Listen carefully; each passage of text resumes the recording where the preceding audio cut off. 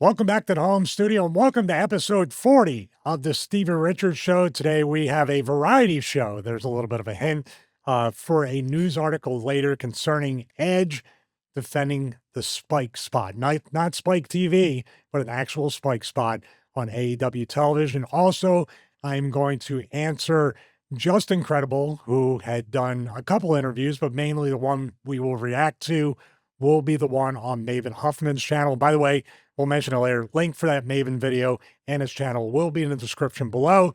And also we have what went wrong as usual, but we also have what went right. Something I thought was a really strong storyline and angle progression involving Gunther, Jimmy, and Jey Uso. I think it was done to perfection.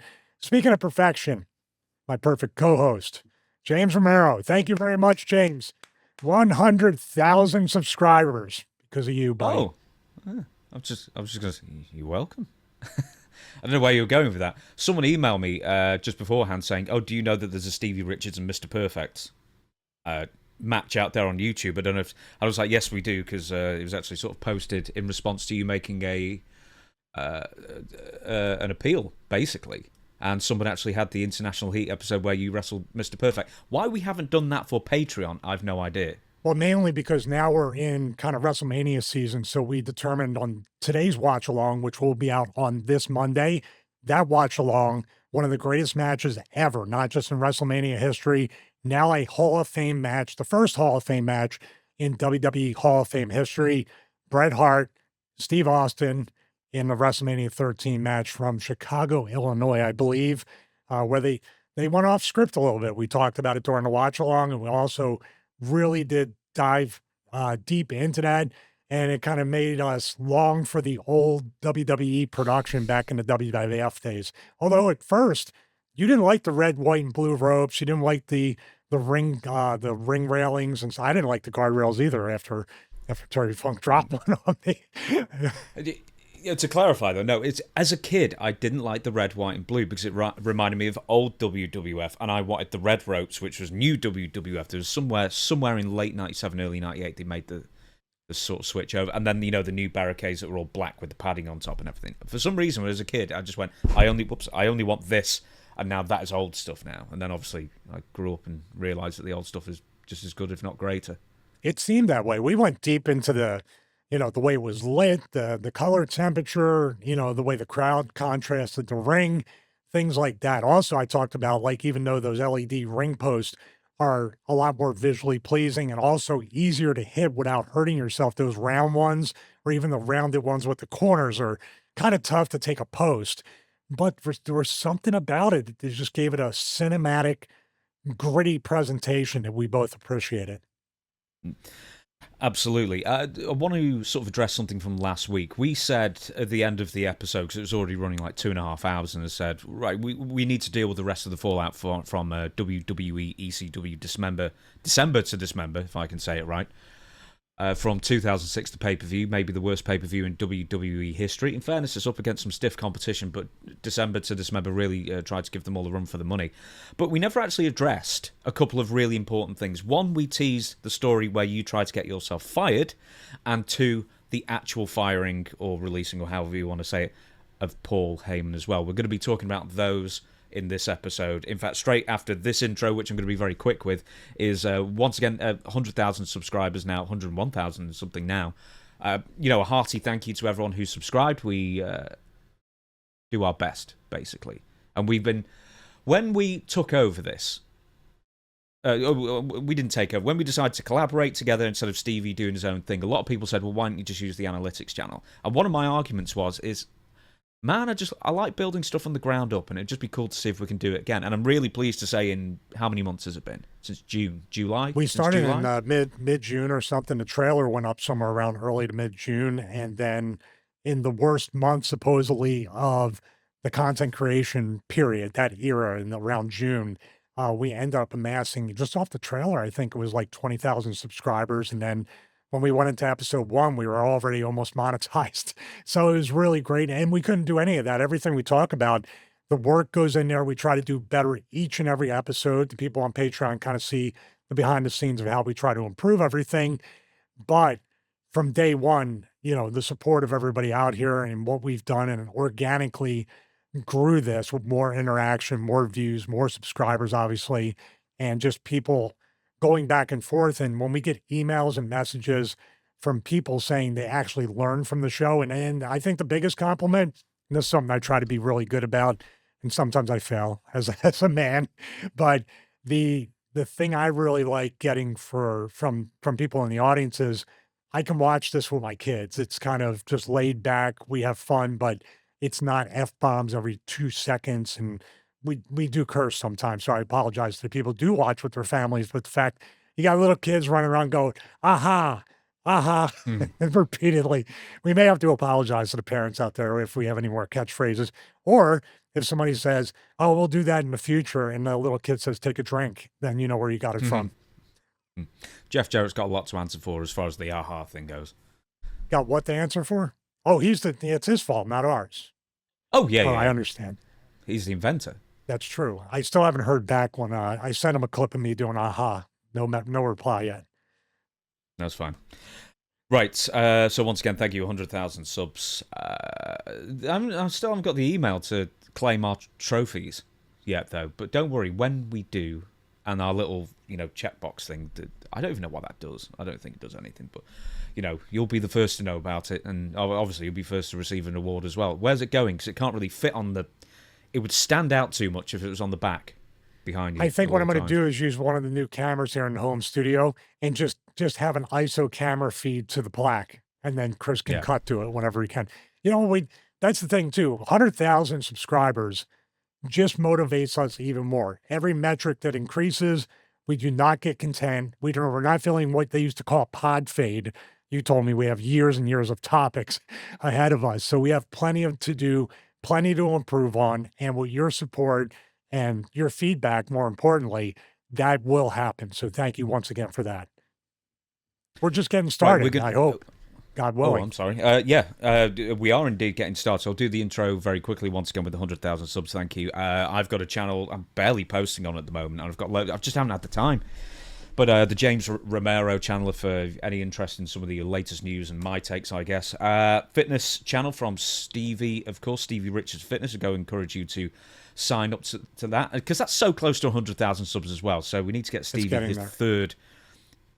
his third award, absolutely. And then, of course, there's a Stevie Richard cameo that you can order for yourself. And once again, unlike most people who do on Cameo, say happy birthday or whatever and then hang up on you or stop the recording, Stevie will answer your questions. He will actually research you. He will make the effort to make the video as important and as special as he possibly can. And most importantly of all, the Patreon as well, which is coming on leaps and bounds. We're getting dozens of new subscribers every single week, it seems.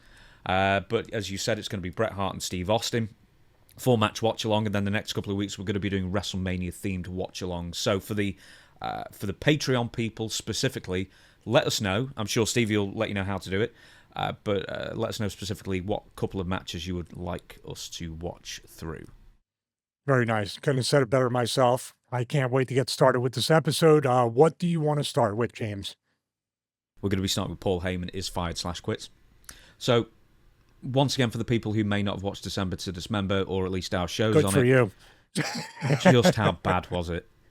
I was going to say, to those people who haven't watched ECW December to Dismember, by the way, it won't require a whole lot of time investment. It'll be a short pay. It's shorter than a Raw. It's shorter than a lot of Raw entrances combined in the main event of Raw. But yeah, it was not. And once again, we have to repeat it time and time again. This is a talent-friendly show. Everything we do is to protect the talent, and in this case, give credit to the talent that they went into a completely unwinnable situation and really, really worked their butts off. They really worked hard, almost to the point where they knew it was set up to fail. We talked about the Eminem Hardy's match going way, way too long and maybe giving extra time as late as in Gorilla, right as their music was hitting. And I've been there. And then just setting matches up like putting Balls Mahoney in a standard wrestling match, taking a match away from Sandman, which could be a good or bad thing, depending on who's working him. But he was used somewhat to that. And then, of course, the Elimination Chamber. And a lot of people on that clip that we put up did have a similar thing about how we rebooked it on the fly.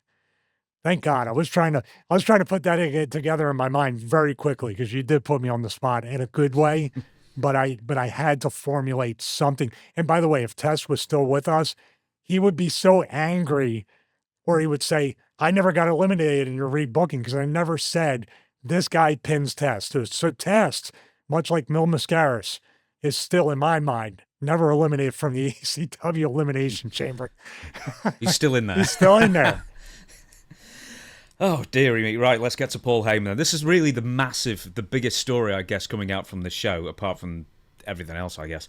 Paul Heyman and Vince McMahon had a meeting the next day at the WWE Raw show in North Charleston, where they agreed, I don't know why I've written they've agreed, I imagine Vince McMahon has agreed, that Paul Heyman would leave WWE. But the day after, WWE officials were said to be looking for another role for Paul within the company.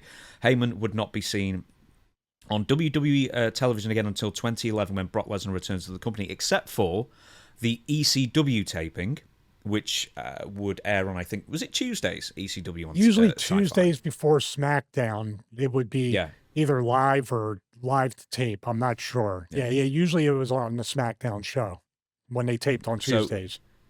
So that would basically be Heyman's last appearance for nearly 5 years with the company, where he would do some crying, basically, about Big Show.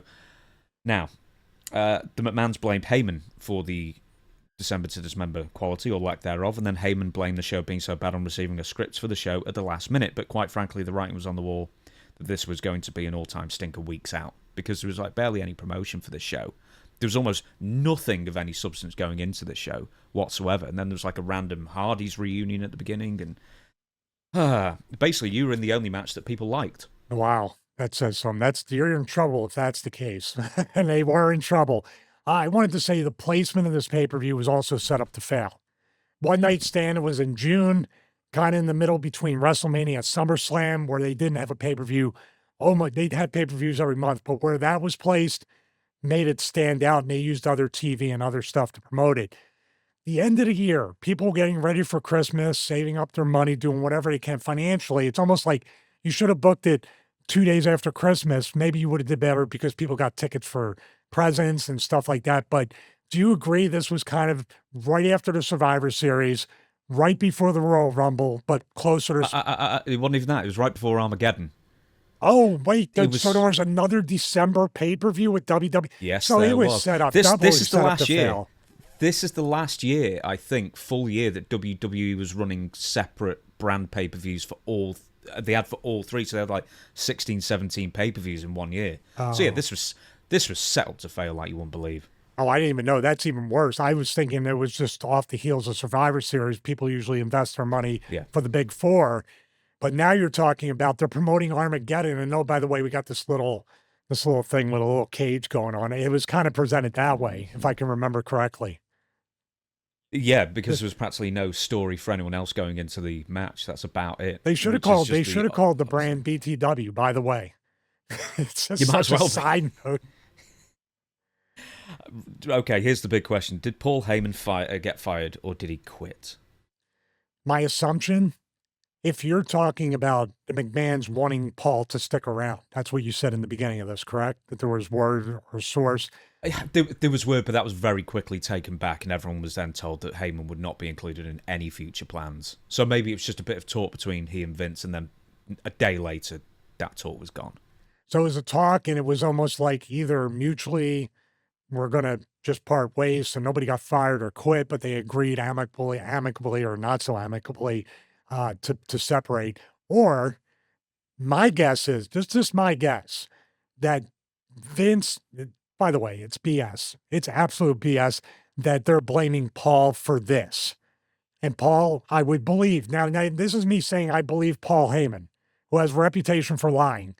I believe Paul did get handed that script because everything that I saw on that pay-per-view and experienced showed, like the tag match in the first match, that it was all thrown together last minute, that it was scrambling. Now, obviously, I had a dark match. Mine was the least amount of pressure, so I wasn't witnessing all this going on. Maybe there was people running back and forth with papers trying to figure it out, and it's being changed, or he got handed it so late that he's trying to scramble.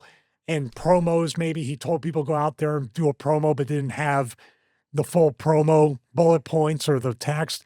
This is speculation, but I'm telling you, just my gut's telling me, Paul went in to quit and then said, I'm out of here. I'm done. And Vince might have been like, you can't quit because I fire you. You know what I mean? That's kind of the way. Or, hey, can you stay, pal? Can you stay for a little bit longer? We need you and blah, blah, blah. Trying to, and when it didn't work, he was like, well, F you then. You don't quit. I fire you. Get out. And that could have been the conversation. But please, the gravity of what I'm saying that Paul Heyman is a known pathological liar, I believe Paul's version of this more than WWE's version.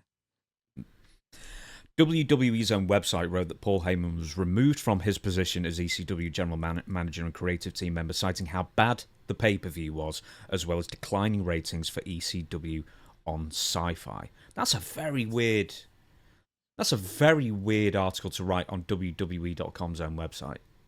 It is very weird. It's almost like dirt sheet level, the way they're peeling back the curtain and everything and telling you it's all fake. I mean, now they do it every time there's a scrum or anything. But what I'm saying now, this year that we're looking at, it's still, you're dipping your toe in the water. You're admitting to Congress way back that it's not real. But for TV, you still have that half pregnant type of, we'll kind of dip into here and there. But for the most part, we don't want to address any, like with the Edge, Matt Hardy, Lita thing. They dove into that, but they hesitated all along until but that was a rare case back then. And this is another rare case of really peeling back the curtain. Now, of the day of the show, and I think you hinted at this either last week or the week before, what was Paul Heyman's demeanor the day of December to Dismember? Because reports suggested at the time that he was pretty outwardly sullen, depressed. You could tell something was up. Well, I can't recall too many times. Now, let me remind everybody at this point, I'm persona non grata to Paul. Didn't even get out of the gate in the new ECW, as Joey said on commentary.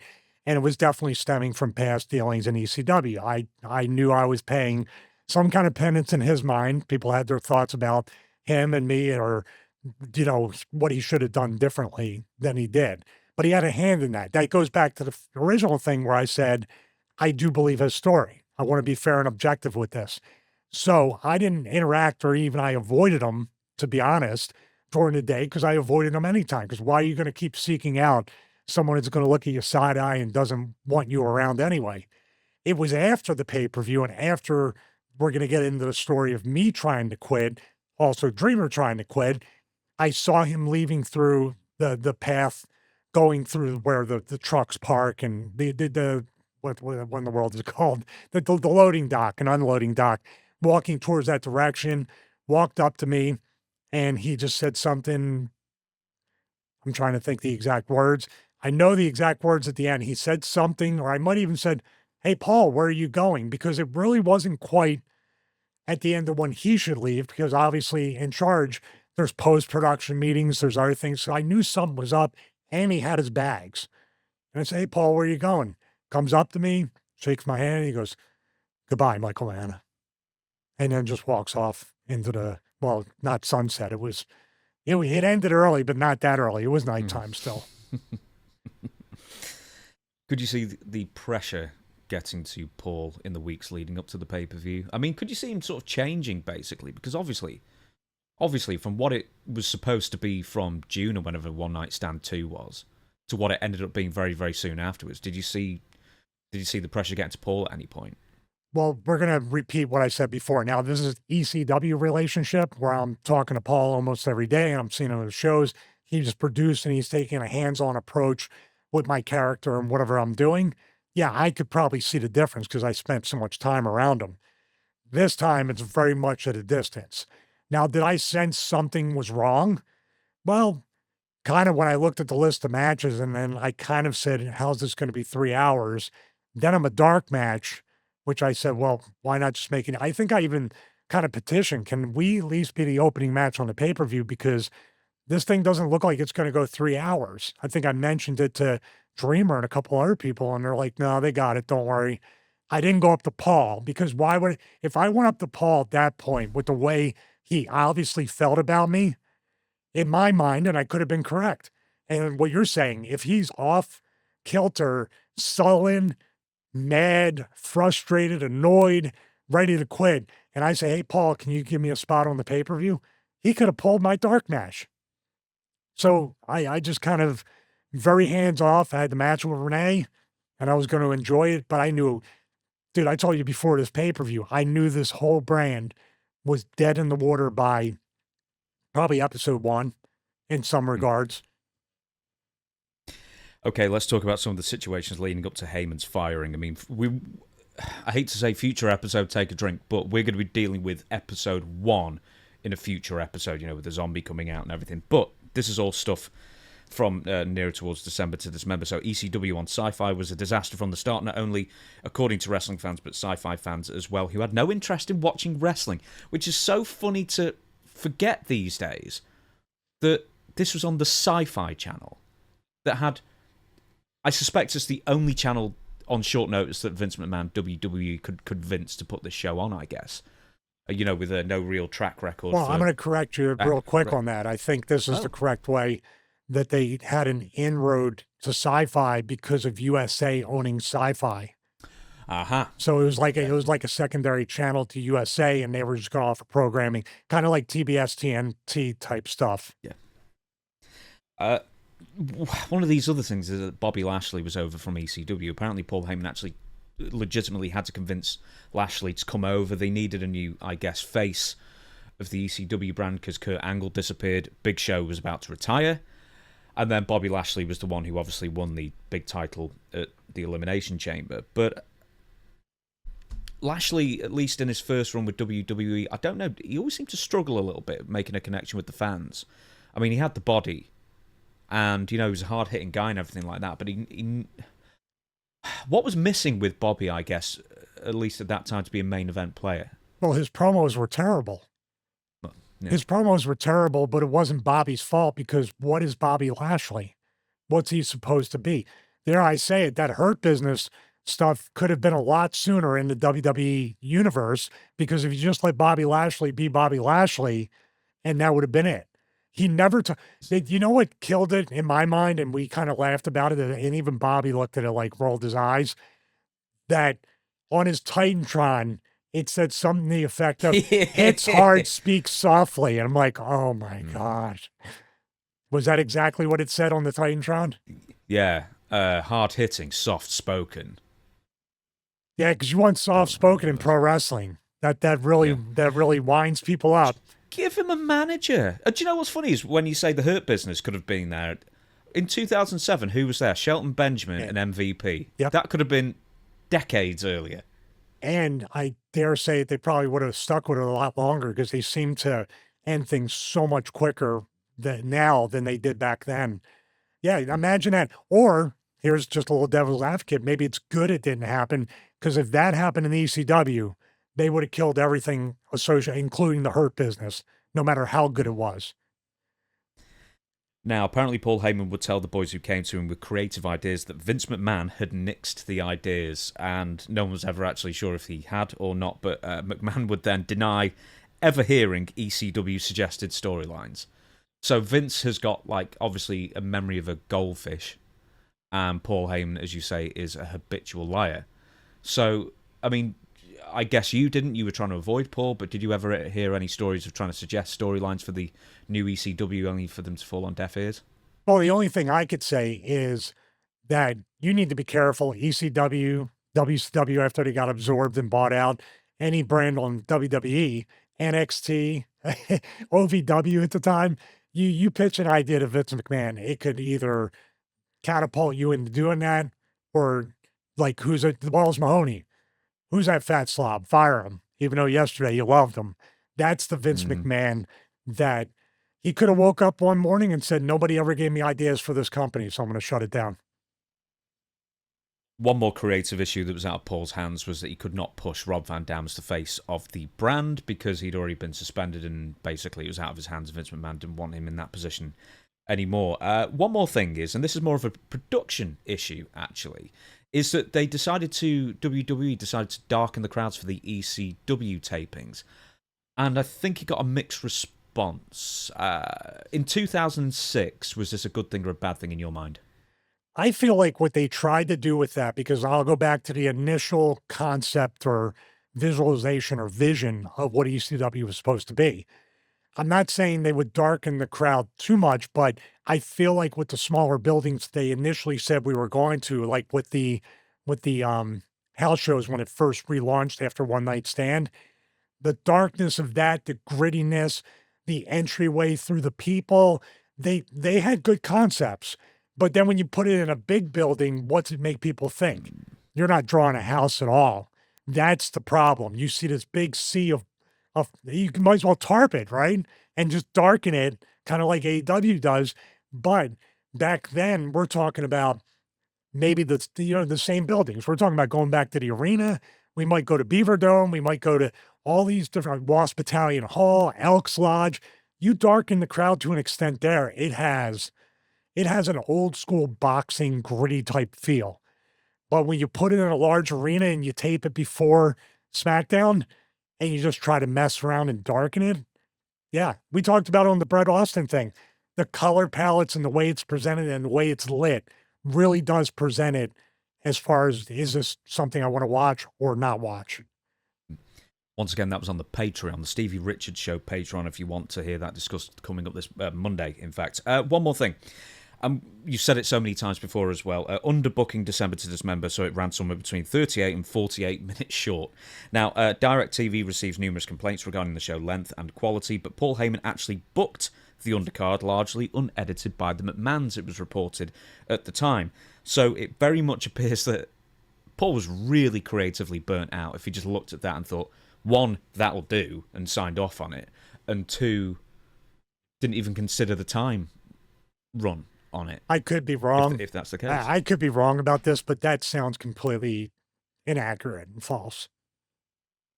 That Paul had people working with them. You don't think one of the writers or there's somebody there that's mapping out times or matches? Maybe Vince said you can only have this many matches on the show. And Paul's like, that doesn't add up to 3 hours. That's it. We don't want extra talent, extra matches, or we got to save them for Armageddon. Pure speculation once again, but it just doesn't sound right to me. Paul can be as creatively burned out as he needs to be or feels like he is, but at the same time, he's not going to put an ECW pay-per-view product out there that's going to piss people off and piss away his legacy. He was still somewhat of a mark for it. You can still, I've seen interviews even up until 2024, I believe, or 2023. When he talks about ECW, he time travels with his inflection and the way he talks, and the passion comes out. He's not just whatever. It's a different Paul Heyman when you bring up ECW. Why would you do that?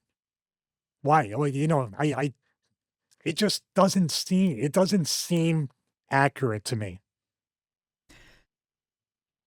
Okay, you've said this before, Vince McMahon, it doesn't even seem to be particularly tinfoil hat time at this point, with the conspiracy theories, but Vince McMahon, you've said before, pretty much has set up ECW to fail.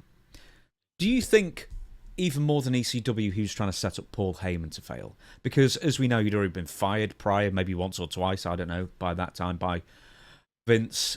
They clearly had a contentious relationship, Paul Heyman, with probably most of the McMahons, apart from maybe Shane. Was he setting Paul up to fail to get rid of him as well with all this? Well, you bring up an interesting point about that, because I do believe this is the time where Stephanie's the head of creative. This is the time where Triple H is getting a lot of power. It could not be Vince alone. Vince can have contentious relationships and draw money and make money. He's done it a million times. He's put it aside with Bischoff. He put it aside with Ultimate Warrior multiple times. He's been working with Paul Heyman, or we've been working for WWE ever since the early days of ECW, where Vince subsidized the ECW financially. So Vince can exist with Paul. As a matter of fact, I think Vince gets off on the fact that somebody's not just kissing his ass, that Paul comes back, and Russo was that way, coming back and pushing back on Vince. Vince likes that. Maybe not always. Maybe sometimes it gets you in a lot of trouble. But most times I think Vince enjoys that process. Maybe it's a Stephanie and Hunter thing of not saying yes, but not saying no. Somewhere like, are you sure about ECW, boss? That's all it takes. Now, when you look at Paul and what he fought for, and you're talking about, there's some things I didn't even know about in the notes here. Vince wanted to turn RVD heel. Was just for the purpose of having enough heels in the Elimination Chamber, if nothing else? I think he wanted to turn Bobby. No, this was Bobby Lashley. I know for a fact he wanted to turn heel. No. You have it in the notes. Stopped RVD heel turn that McMahon pitched. Oh, I completely forgot about that. So you want to tell me that Vince is not trying to sabotage ECW by having the most popular character ever in the history of the company, and let's turn him heel. Yeah, what's the thinking with just always having to have a heel lead for ECW? Because firstly it was Big Show, then they wanted Lashley, and then apparently Rob Van Dam as well. I mean, I don't know if that was a backdoor way to get Rob to be champion again, but why? I don't know. Between Paul and Vince, what was the thinking of always having a heel lead for ECW? Well, heel champions draw. Heel champions make people want to buy to see the heel champion lose the title. I say none of them would. What's that? None of them did. Yeah, I get what you're saying, but that's kind of the Cody dilemma, where Cody feels a little flat since he won the title because chasing a heel champion as opposed to chasing a babyface champion, if you're a heel, has a whole different kind of feeling and draw to it. I can see in theory, but you know who you turn heel? You turn CM Punk heel. And you start the straight edge society early with him as champion, and you do the angle with Rob, who smokes. You do the angle with Jeff Hardy, which you did actually do that angle as heel Punk. So we could have had not only the Hurt Business, but first of all, they would have canceled the Punk heel turn anyway because they got rid of ECW. But think about all the stuff that you could have had happen to maybe save the brand that they eventually did anyway. There was, let me just have a look. So I also alluded to this at the beginning, but the following ECW on Sci-Fi episode, once again, Paul Heyman turns up with tears running down his face, but more looks like he's just splashed water in his face, paying tribute to the Big Show. And then later on, Rob Van Dam blames Paul Heyman for the Sabu attack on December to Dismember, which was sort of odd in its own way because with Paul Heyman going, Sabu's no one to really get revenge on, I guess, unless they find out who actually attacked him, which I don't know who it was, the Basham Brothers or something, who knows. Anyway, from this point onwards, ECW on Sci-Fi would slowly morph into a developmental territory. Ultimately, in the June to December, so this is only 6 months, did Paul do a good job, or was there no way Paul could possibly do a good job in this position?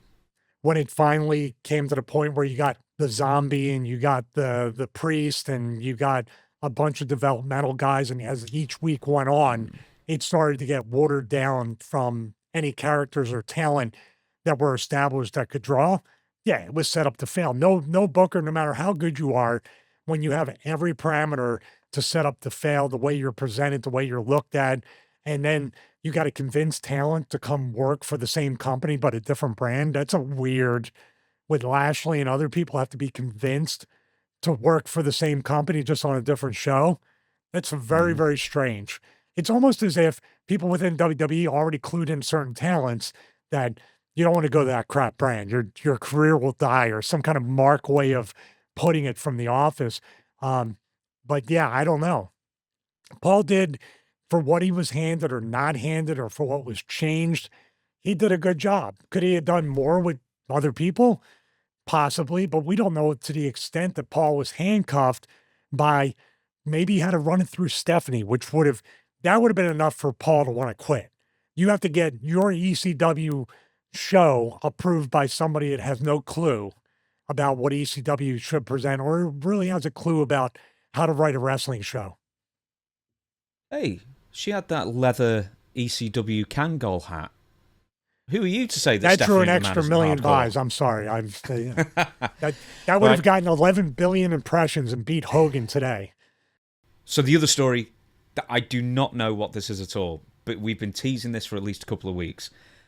The day is also December to Dismember that you either tried to get yourself fired or tried to quit WWE. So tell us the full story, because I do know what it is. Okay, so when the pay-per-view was ending, now throughout the whole show, it's kind of rumbling around, and obviously, I was around Dreamer, and Dreamer also wanted to quit, and Dreamer did ask for his release that night. So Paulie and Dreamer were a lot more important to this ECW brand, and dare I say it, the WWE than me. So I thought it'd be easy for me to get out of there. So I'm looking at this, and I'm also looking at Japan, looking at TNA, looking at different ways I can reinvent myself, which hopefully I eventually did in 2009 with Dr. Stevie. But at this point, I'm like, I just can't take, there's nothing left for me. My career here is dead. My career might be dead altogether. What am I doing? And all I'm going to do is keep putting people over, and they're going to keep putting me in positions like the Heidenreich stuff. And there, I didn't even know that Vladimir Kozlov would be right up there with Heidenreich during my last couple matches in the company. But we'll have to do a watch along when he popped my shoulder out in Philly. That was fun, the way I sold that. Kozlov? Yeah, he popped my shoulder out on a... I didn't even know you wrestled him. Oh, twice. Once on SmackDown, twice on SmackDown, but the first time was not in Philly. My last match was actually in Philly against Kozlov. So researching that now. So talking about that, for me, I figured it's an easy thing. They get the, dropping a bucket of money, but they get that back. So what happened was, and I didn't even mean to do it, I'm standing there and I'm watching the Elimination Chamber match from kind of, not Gorilla, but by the production thing. But then I made my way up to Gorilla because I couldn't believe that, like, they're going home. And I looked at my watch and it was like maybe 10:30, maybe a little after that. The one big show, not the 70 seconds, which felt like 70 minutes.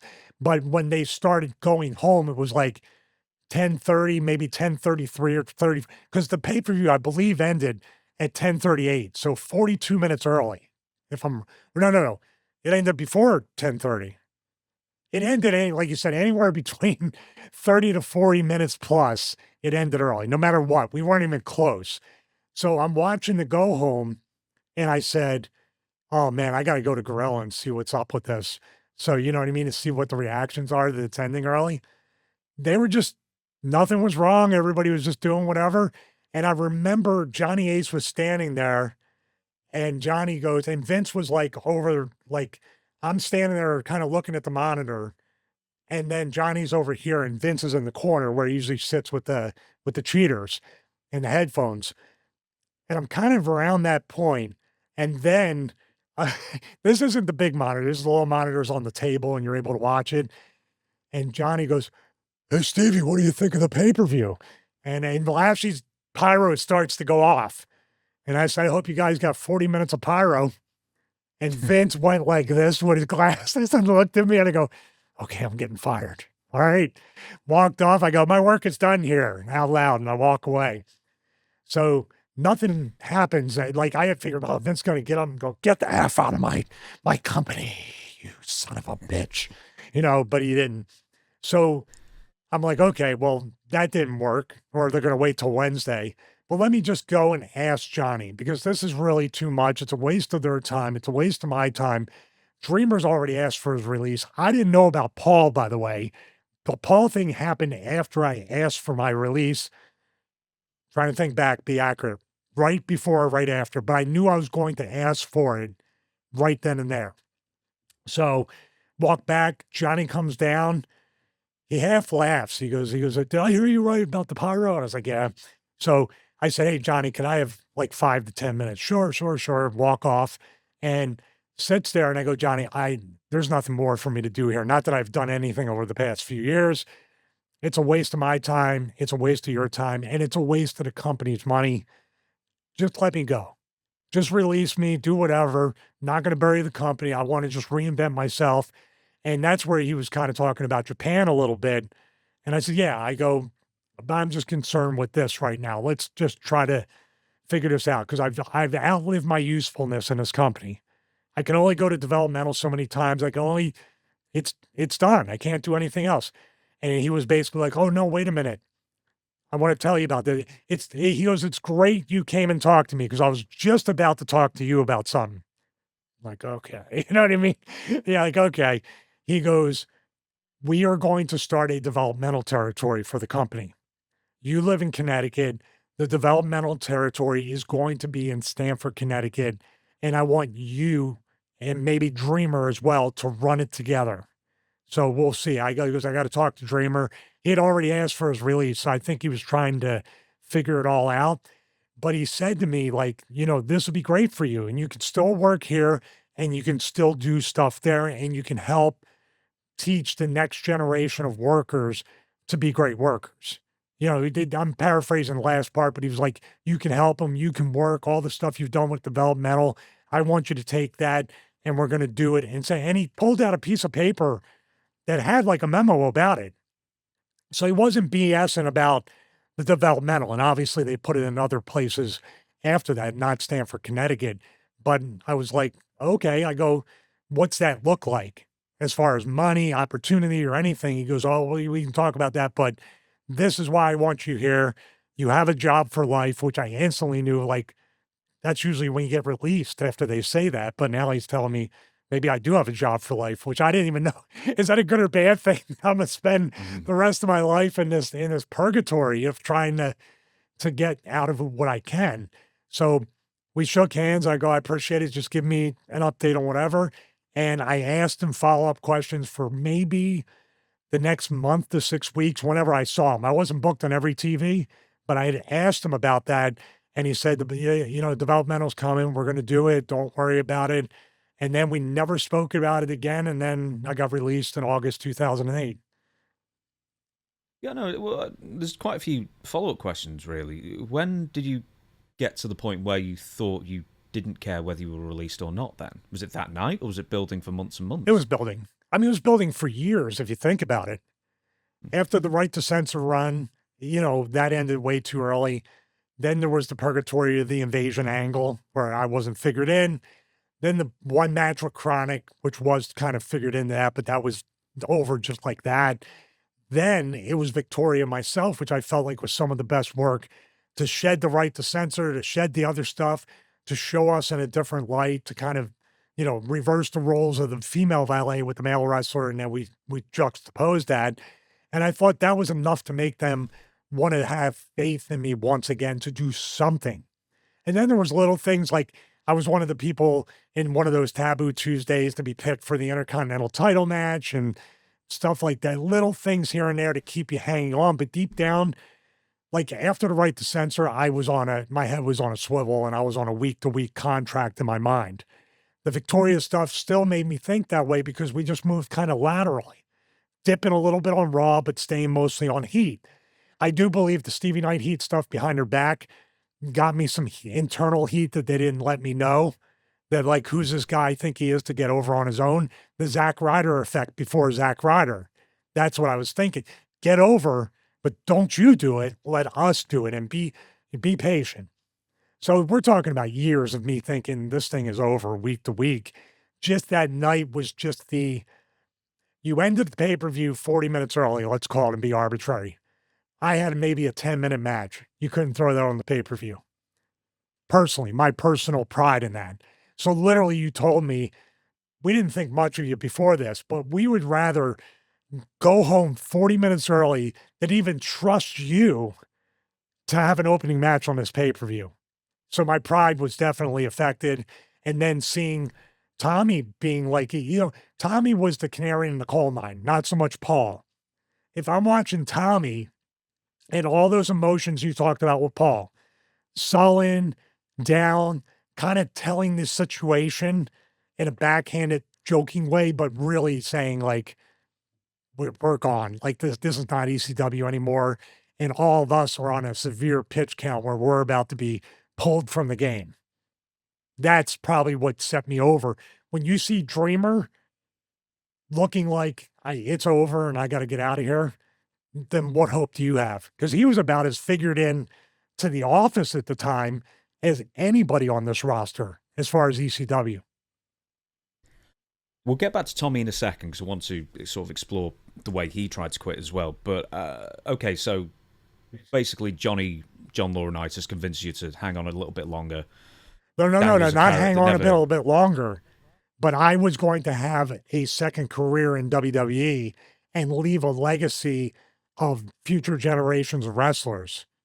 So it's not, he didn't pacify me, he excited me. He did a Paul Heyman. He made me like think about, I want to run through a wall to make this developmental thing work. And you know what it is? Dreamer and myself were the perfect ones. Because you're not talking about star power drawing, although both of us on our levels in different companies drew something, drew interest, if not money, and made you interested in baby faces, or with him, the heels and the sympathy for him. But we were the perfect ones to do it, much like this show and what we do or try to do our best. We took our egos out of it and just wanted to serve, just wanted to help other wrestlers.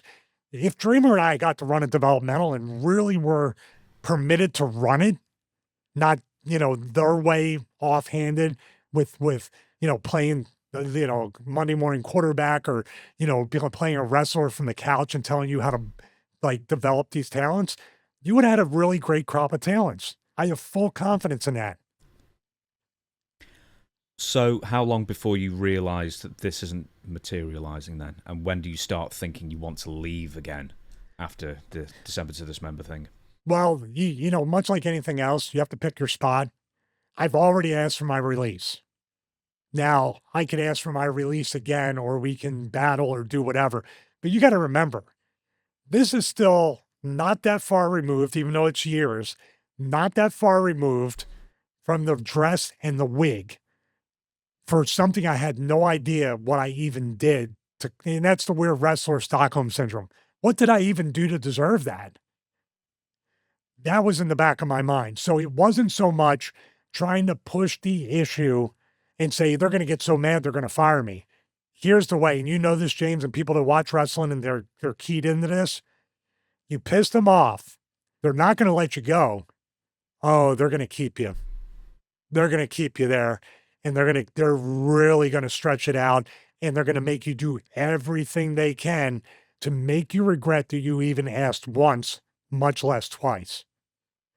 So they could have founded the developmental territory and not given it to me, or not given me the opportunity to do that, and at the same time put me back in the dress and the wig, put me in all these little very, very embarrassing situations. Yeah, but I mean, you're already ready to walk away anyway. So if they tried to do anything else to you like that, I'm sure you would have just left, would you not? That's the other weird part, because there was a time in my life, and this is the ECW, WCW, back to ECW era, where I made all those mistakes. I would quit things way too soon back then, as any young kid probably would. That morphed into hyper and over accountability and staying with something way, way too long. That's how it shifted. They could have said, okay, cool, we're going to sue you for breach of contract. They could have played any game they wanted to play. And that's me speaking from somebody that, looking back, like you just said, I have regrets about that I should at least stood up for my business, been a man, and said, if you're not going to do anything with me, I'm not coming to work. Okay, this is something, don't laugh at this next question. Were you not hopeful that because Paul Heyman had left ECW, WWE, ECW, and he was doing obviously nothing with you, was there any hope that basically you would have something to do with whoever took over the day-to-day sort of booking of that brand? It did cross my mind. You know why? It's much like any sports team or any movie production or anything. When Paul left, who didn't look at me favorably as a talent or probably a human being at that point for our dealings in ECW, the fact that he didn't like me and didn't do anything with me, if another regime came in and ran ECW, be it Vince or somebody, and did look at me and said, oh, we haven't done it, that guy hasn't even really been on TV or did anything, we should do something with him because these other people are Paulie's guys. Yes, that crossed my mind. But then again, I was already a Vince guy with the right to censor. Then he forgot about me for years. So all I had to hope for was, you know what I should have done? I should have tried to plant subliminal messages into subliminal Philly accent messages into whatever I could before he went to sleep. So when he woke up, he thought of Stevie Richards. I should have done some MK Ultra mind control on him. I'll show you. You'll see. Give him the bell. Give him the belt, which is the best Bob Holly story ever, by the way. Is this the Bruce Pritchard one? No, it might be the same one. It was literally, they told him Bob was trying to stand up for his business. And then I think this was WWE. This was like when we worked on Velocity. And they said, well, you never give us any ideas. You should write some ideas down or type them up or give us ideas, which is incredible that writers need for the wrestler. It's like telling the writer to bump for you. I always use that analogy. But he typed out on a piece of paper, give me the effing belt. I was like, I never thought of that. Bruce Pritchard says the same thing, but he does the accent as well. Hell, give me the belt. Pretty much is how he does it. I think he typed the F-bomb too. I've got something to reveal to you, I guess. You didn't wrestle Vladimir Kozlov twice. You wrestled him 3 times. Twice on SmackDown and once on a house show in Westchester County, White Plains. Well, I don't remember that, and that could be something that happened in the match. Could be. I do remember that. Well, then it was the last Botch 8, as we're going to do Botch Watch 3. We already recorded it. Yeah, it's somewhere. It's somewhere in the archives. Anyway, it got lost. The trilogy Stevie Richards never wanted to happen. Heidenreich, Kozlov. No, dude, that's like a Disney Plus lineup. I've wrestled those guys way too often. That's like I searched. You wrestled Heidenreich at least 5 times that I could find, but there was probably more. And he but heard also me 6. The other thing you said. He heard me 6 times somehow, miraculously. Oh yeah, I like how I like the story where you just say he was really trying not. He was psyching himself up to not hurt you. It's like, oh my god, this is gonna kill me. Hurting himself as he's trying not to hurt me. Unreal. Yeah. The last match that you had on television also wasn't with Vladimir Kozlov. It was with Brian Kendrick. Oh, that's right. That where Ezekiel Jackson hit me with the torture rack, but they said, you know what would be cool? If you just go like this and bounce with Stevie and throw his back completely out and then just go, get off me and throw him back. You're right about that. So the second to last match, I believe, was Kozlov, right? Yeah, and third to last. Televised, yeah. So it it was 2 in a row with Kozlov. SmackDown, not in Philly, SmackDown in Philly, then Brian Kendrick finish with Mick Foley on commentary, by the way. Mick Foley. You toured the country from Baton Rouge to Philadelphia with Vladimir. I mean, with 2. We took this blood feud, mainly my blood, all over the country. One more thing that we didn't mention, but very quickly, was Tommy Dreamer just wanting to quit for the exact same reasons you were. Just that it was just going down and wasn't the vision, and he was sick of it. Well, I think Tommy's closer to Paul's reasoning because Tommy was the heart and soul of ECW. That was not a gimmick. Tommy was involved in the office day-to-day in the original ECW and involved in the beginning with the day-to-day of this ECW. So yeah, seeing that, he was like, Tommy said, at least to me and I think publicly, he wanted the official Man in the Box because Sandman had the official Enter Sandman. When he said when that music hit, even though it was close and better than most, when it wasn't the music in his mind, he was like, they're not all in on this thing. That's what he had told me, not speaking out of turn. But Tommy and Paul, I would say the frustration, annoyance, bitterness, sullenness, anger, disappointment, and downright sadness about it was mirrored by them. They were kind of the same type of role. I was just a worker that wanted more opportunity. They were office. Right then, that is the sort of fallout, I guess, for December to Dismember, but that's not going to be the last for WWE ECW from this show, the Stevie Richards show, because we're going to be doing at least episode 1. I want to do episode 8 from the Hammerstein Ballroom, where it's Big Show versus Batista. So there's going to be more coming. Was that Punk's debut, by the way? I'm sorry to interrupt. Yes, I think it was, yeah, with Just Incredible. Yes. Who's going to be coming up later in this show, let me tell you, as a rebuttal, as a response. It's almost like it was designed that way, but it wasn't. Right, okay, we're going to get into the news now.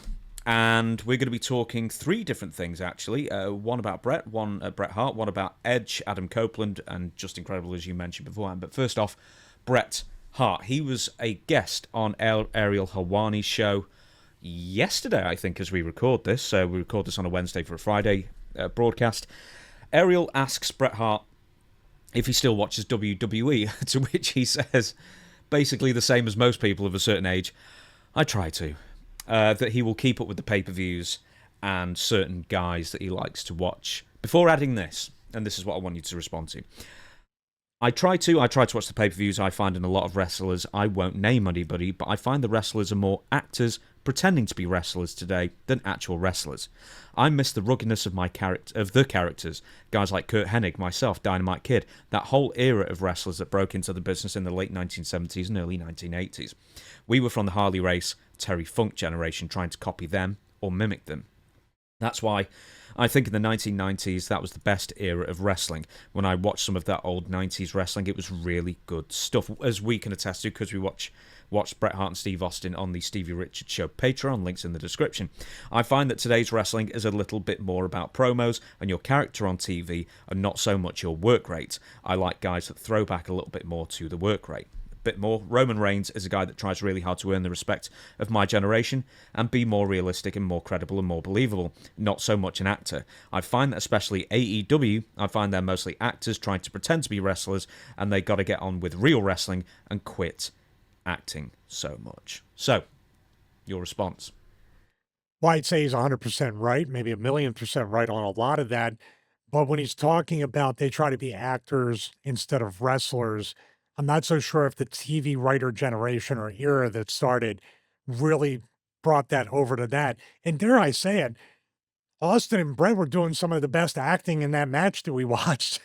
That it told the story. Show, don't tell. What they do now is tell, tell, tell, tell. Hey, by the way, did you hear me tell, tell, tell?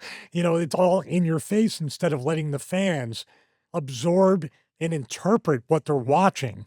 And that's very much true what he's saying. Now, when he's saying today's wrestlers, AEW, I wouldn't even say those people are actors. That's more of a backyard wrestler. That's not even wrestling or acting because it's, wrestling has some of the most terrible acting as it is right now. So he's right. When you're a wrestler, first and foremost, and you're put in storylines where your character from the wrestling is pulled into that universe of that storyline, it's easier to translate than say, let's create this universe and a storyline, and let's act and talk back and forth in that pre-tapees. You, James Romero, and I, Stevie Richards, hate each other. So you, James Romero, and I, Stevie Richards, it's a disconnect. That's what's backwards about today's wrestling is, he's right. The promos are setting up the matches, which you need. But in my era, in his era, and the years before that, the matches actually set up the storylines. In other words, in Bret's era, I believe, mine especially, I remember, if you had a really good match on house shows, especially a whole loop of them, they'll be like, you guys have really great chemistry. We're going to turn this into a storyline. This is the thing we wrote up based on the good chemistry because the match is to pay off to the storyline, but you got to know that these people are able to have really great chemistry and wrestle and do stuff. That was the purpose of the house shows, to do the A/B testing, to do the focus groups. Kevin Nash had said, by the time we got to WrestleMania, we wrestled that match 20, 30 times. Now, in this day and age, obviously stuff's given away and everything, but there needs to be a formula of, hey, you guys had a really good match. Let's turn it into a storyline. In today's world, what do they do let's talk about Malachi Black and Buddy Murphy. WWE, they had some really hard-hitting matches. You know what the angle they turned into that from the matches? More matches. So that's wrestling, but it didn't tell a story except they're having matches and hitting each other very hard. So what Bret's saying, that's the exception of the rule, but you have great chemistry. Let's turn it into a storyline. Then we tease the match and we go with the storyline. The promos are based on the fact that we know you guys can work. I don't know if it makes sense. There's a lot of idiosyncrasies in minutia, and you can go off this way or that way and kind of do the roller coaster ride. But by its basis, this is professional wrestling. And I see WWE start to call it professional wrestling, call the fans instead of the universe, curse more, have more blood. Do you get the impression they're trying to head back into that attitude era type stuff? They're only dipping the toe into it. I mean, Cena kept referring to wrestlers as superstars on Raw on Monday. Never said wrestlers, I'm pretty sure. I've got something to throw at you. you tell me if you think I'm miles off here. Is it when you say something is great these days? Let's say John Cena and Cody Rhodes the last few weeks, or especially on Monday, which was, I'm sure you'll agree, a huge improvement on the previous 2 weeks' interactions. I always say it with like an implied asterisk. It's like, that was great for 2025. Because looking at John Cena and Cody Rhodes, they delivered their lines well, they remembered all their lines. But here's the thing. They remembered all their lines. They basically knew every single insult. They basically knew every single thing that was going to be thrown at them. It was all pre-agreed, I'm sure, pretty much all pre-agreed prior to them going out, and it shows. And once again, we watched on the Patreon, the Stevie Richards Show Patreon, Steve Austin and Bret Hart. We didn't watch any promos, but you damn sure remember the interviews that they gave just a month before. Bret Hart, excuse my French, this is bullshit, and then he pushes Vince McMahon down the other way around. Man, that felt so organic, and as well delivered as John Cena and Cody Rhodes was, that was so not organic that it's you can't compare the two. The old way of doing it was so much better. You wanted, in my opinion, you make a great point. You throw that out there because it's absolutely just awesome and right. Here's the way I'm going to rephrase what I was talking about a little bit. I'm looking at this. You're talking about Cody and Cena hitting their lines.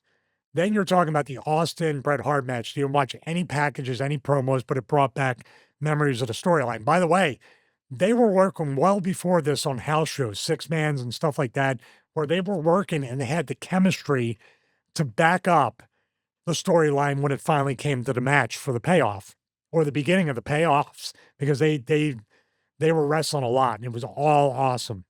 But think about what you just said.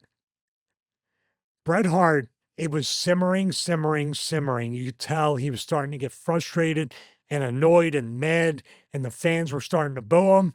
And all it came down to was one explosive promo. As a matter of fact, all he had to do was shove Vince and walk off and save the promo even for next week. But it was perfect, though, because he grabbed it, he cursed, he told the truth, and that was it. And dare I say it about the lighting, it cast like an evil shadow over him when he was looking at Vince from the corner. It's all so weird and perfect. Now, John Cena and Cody Rhodes, what's the anticipation and the build-up to hear one of them talk? And by the way, I said it and I stand by this.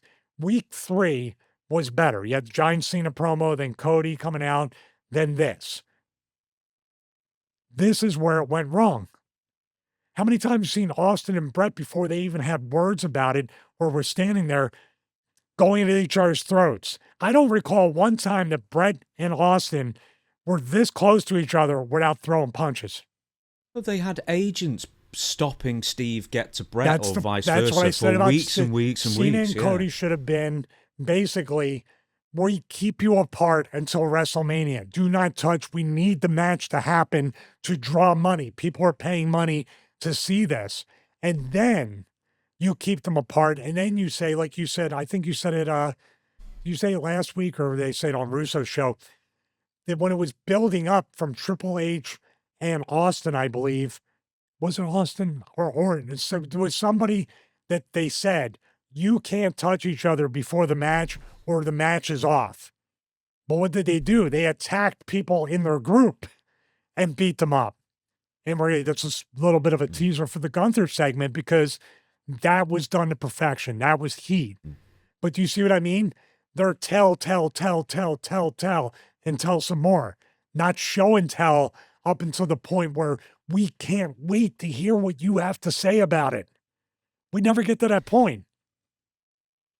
Because we're on the John Cena thing, I've recorded the Dutch Mantell show. It's actually just broadcast live as we're recording this now.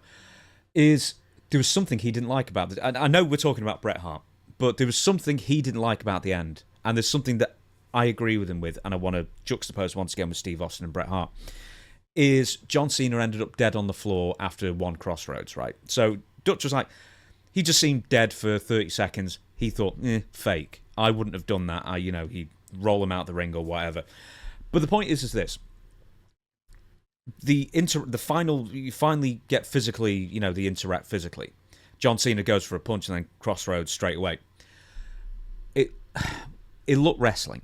Whereas with Steve Austin and Bret Hart, what's the first thing they did when they touched for that match? Oh, they started brawling, fighting, Come. double-legged them down in the match and started brawling. Exactly. Double-legged him, shoot double-leg, basically. That's what I want to see.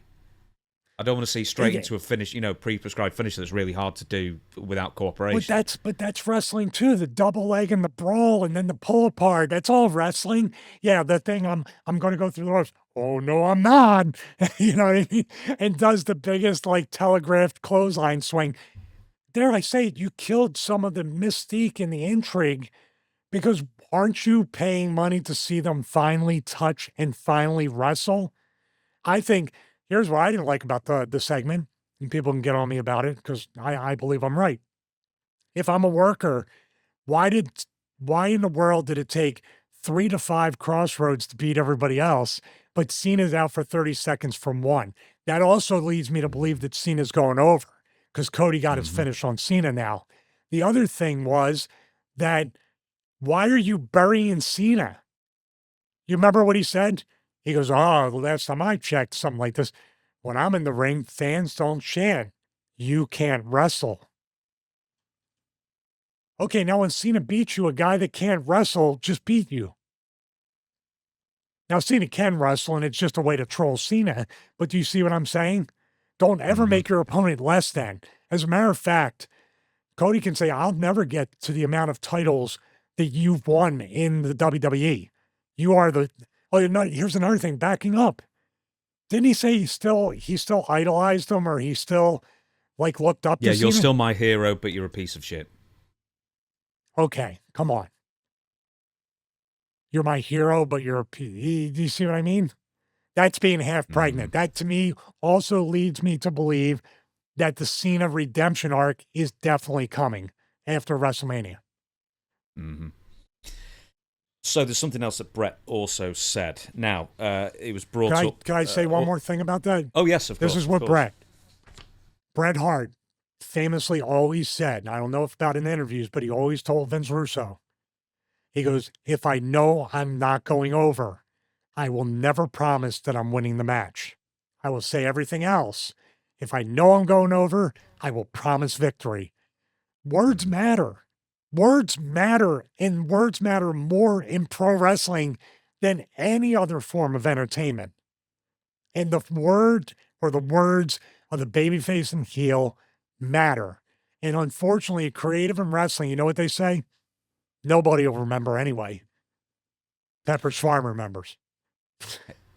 They do. Do you know who was great in WWE for making his words matter? It's very specifically Paul Heyman, where he used to say, this is not a prediction, it's a spoiler. And he would always, whatever he promised for years, would always be delivered until it came the time when it wasn't. But he was always a bad guy anyway, so. I'm interested to see if that, in that case, say when Cody beat Brock or whatever, if he did not say it. My ears never perked up with it, but that would be perfect. And I would assume Paul would avoid saying that as much as possible. Now, Bret also brought up a comment about Hulk Hogan that Hogan said about Bret, and basically, yeah, of course he did, claiming that he was a mark for himself, which Bret is, but in a good way. Anyway, I heard something a few months ago where Hulk Hogan was talking about me, and he said the problem with Bret Hart is that he really does think he was the greatest wrestler of all time. I remember thinking about that and going, yeah, maybe. That might be the most truthful thing he's ever said. When you watch a lot of the wrestlers today, you don't see anybody imitating Hulk Hogan or the Ultimate Warrior. You see a lot of the wrestlers of today really trying to their best to capture my style, or some of the guys that I work with, like Dynamite Kid, Kurt Hennig, or my brother Owen. They're wrestling my style, and that's the biggest compliment I can get from today's generation. Well, I know you were, when you were growing up, more of a Shawn Michaels fan, but does that basically ring true to you? Because he's right, no one's wrestling like Hulk Hogan unless it's an outward parody now. Well, I would dare say nobody's wrestling like Bret Hart because I don't see a whole lot of Bret Hart psychology in any of these matches. So they're doing a very terrible job of trying to emulate Bret Hart. They're doing as seen on TV. Yeah. I love that Rip Rogers quote. But yeah, it's like you know what I mean? They try to combine the grounded psychology and the impact of a Bret Hart move and then combine it with, you know what would be cool? That's what they no, you don't have to go any further than that. But yeah, that's true. Now, personally, my pipe dream was to emulate Shawn Michaels, but fortunately, I had to learn wrestling psychology because I wasn't and I'm still not as athletic as Shawn Michaels, but Bret Hart lined up with what I could do in a match as far as grounded, basic, reality-based wrestling.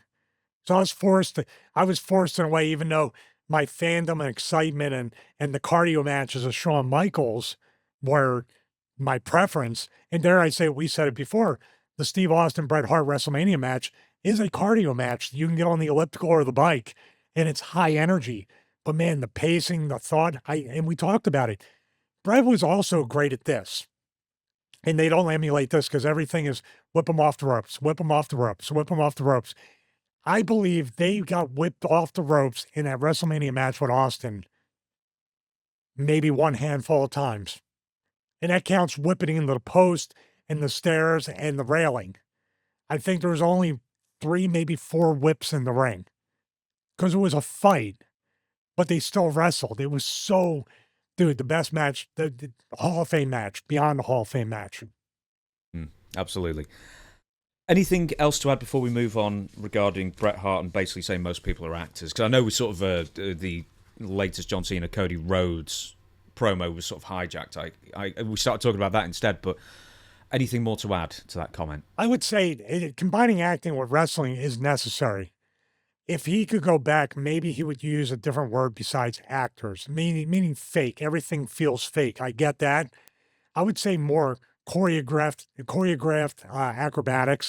acrobats, gymnasts, no psychology, just moves. I think that's the bigger problem besides trying to put promos before wrestling.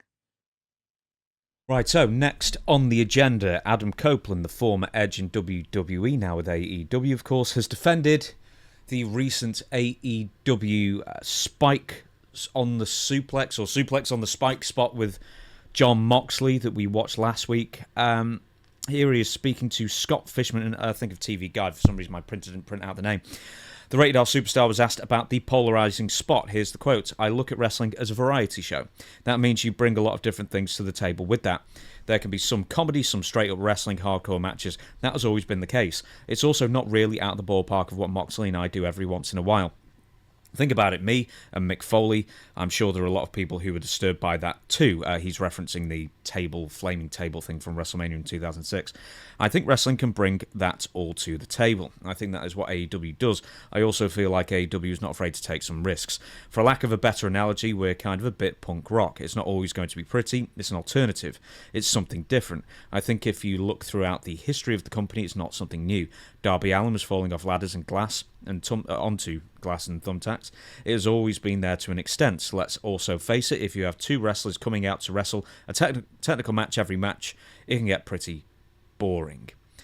Maybe a tiny bit more I can speak on, but you said a mouthful there.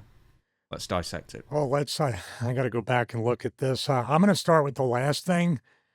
Isn't that Bret Hart? I'm going to read it. Let's also face it, if you have 2 wrestlers coming out to wrestle a technical match every match, that can get pretty boring. That was pretty much Bret Hart's career, correct?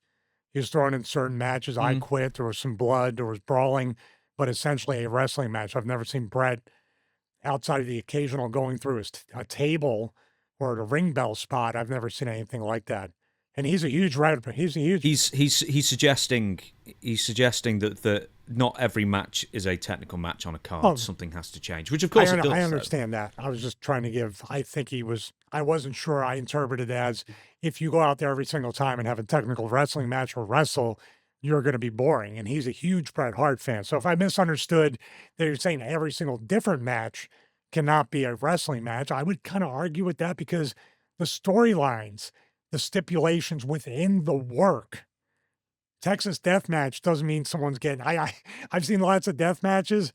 I've never seen spikes come out. Not in our era, I should say. Today's era, you could have, a Ring of Honor pure match with thumbtacks. So, Edge, Adam Copeland, Cope, whatever he's called now in AEW, is being a good soldier for AEW. He's sticking up for his brand and he's sticking up for his fellow wrestlers on the roster. is a little misplaced. I believe it is, because I don't think you can't go to WBD or any other TV network, and when they say, "What is up with the spikes? What is up with the blood? We saw him trying to pull it out of his back. This is a little bit too far." And you say, "Well, it's a variety show." Like, no, that's not the variety we want. It does. You have to please some master in this television world, and it's got to be the networks. Was there any fallout? Did the networks comment? Did the networks say anything about this? Do they even watch the show? My guess is no. No, as far as we know, no. I thought in the UK broadcast it might be edited out, but because it's shown so late over here, it wasn't. So He can listen. If I work for a company, I want to defend the company. I want the company to grow. I want to show that I'm a good employee for the company. And of course, he's putting his body on the line. That's something I have more of a concern. The Moxley thing with the bat. If Edge got suplexed into the spikes, I'd be a lot more like, what in the world is that? But Moxley loves that. For some reason, this guy has embraced self-harm. Whatever reasoning he has for it, that's your own. You got a wife, you got a kid. There's certain times where you need to have some guardrails put up for yourself, and you need to be protected from yourself. And getting back to Edge, like he jumped off the top of cage and broke his leg. That was so unnecessary, because remember back then, that was when Gangrel was supposed to make, or he did make the save in the cage. So his spot, yeah, he debuted, and then that cost him his job in AEW. Basically, that sucks. But what I'm saying is the Edge spot off the cage was a gloss over to the actual business that happened afterwards. So it was essentially either everything got forgotten. I forgot about Gangrel. I thought he was supposed to debut, because that's been 3 or 4 times in AEW where Gangrel was supposed to be a part of the roster and something fell through. Like he was supposed to come out as a surprise, and then Edge did the Gangrel entrance at SummerSlam, right? Against Rollins. yeah, there was also WWECW, because he was supposed to be aligned with Kevin Thorne and Ariel at the time. But I think Vince, like the Balls Mahoney thing, he just said Gangrel will put on some weight, and he said, no, we don't want him. And it was like, I think And it was Gangrel's, that. I wrestled him not too many years ago. He was wrestling just like what you saw in the Attitude Era. He can still go. Getting back to Edge, I compliment him for being, a defender of the brand. But I feel like with this thing, and you could talk about the Darby Allin thing. We've argued the Darby Allin thing's stupid as well. He did the glass spot in Sting's retirement match where the focus should have been on Sting, and that happened. I don't remember. I mean, some people said, man, wasn't that Darby Allin thing cool? But a lot of people were also saying, man, glass went all over the place into the crowd. That could have been a liability nightmare. Lots of people were saying that was stupid, and not even for just a storytelling reason that took focus on off Sting. But there's loads of things. I mean, I can only remember a few examples, but aside from usual deathmatch stuff, is Sting jumping off ladders and breaking landing his teeth, chin first in someone's knee, and Dante Martin, and other examples like this where they were wholly unnecessary, and everyone at the time said this is stupid, but this is even more stupid. But it's one of those things where you see it on the big screen, or like on a major AEW, WWE, whatever it is, then the indies will copy it. Then the backyarders, if they still exist, will copy it, and it normalizes it. And that's what's scary. Yeah, and also what's scary is the cognitive dissonance and the people convincing themselves, talking about Edge, Moxley, anybody in that roster is going to say, what would be cool, and thinking they're creating a moment it's going to be remembered. Now, he compared it to the Mick Foley. That was WrestleMania 22 in Chicago, I believe, when he did the spear through the table that was on fire. Well, it was still WrestleMania. There's no excuse for it. It's Mick Foley. That's part of Mick Foley's character. You could have there could have been something done there. And I remember Edge saying when he did that sell with him like this was 100% real. Like, oh my God, he was like in temporary shock about it. It was like an adrenaline, and also he was selling, but I could see it in his face, like, ooh, yeah, because that's a dangerous proposition. We saw it on Botch Watch. He speared him. His head could have been pogo sticked and DDT'd himself on the floor. So he got lucky. That's all I attribute to it right now. Moxley's lucky. Edge is lucky to be back in the ring after that severe break off the top of the cage. He's in amazing shape, amazing worker. But dare I say it, you're tarnishing your Hall of Fame career. And I know you're doing it for a lot of money, and I would do it too. But the legacy you think you're leaving is nobody's going to remember this. I'm sorry. Do you agree with that?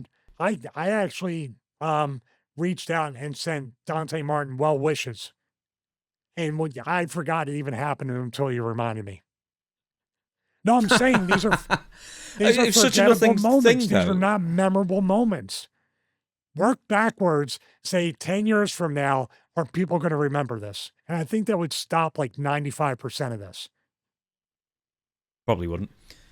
They just do it anyway. Oh, so then Now, we got plenty. I want to pick up of, on two clips separate now.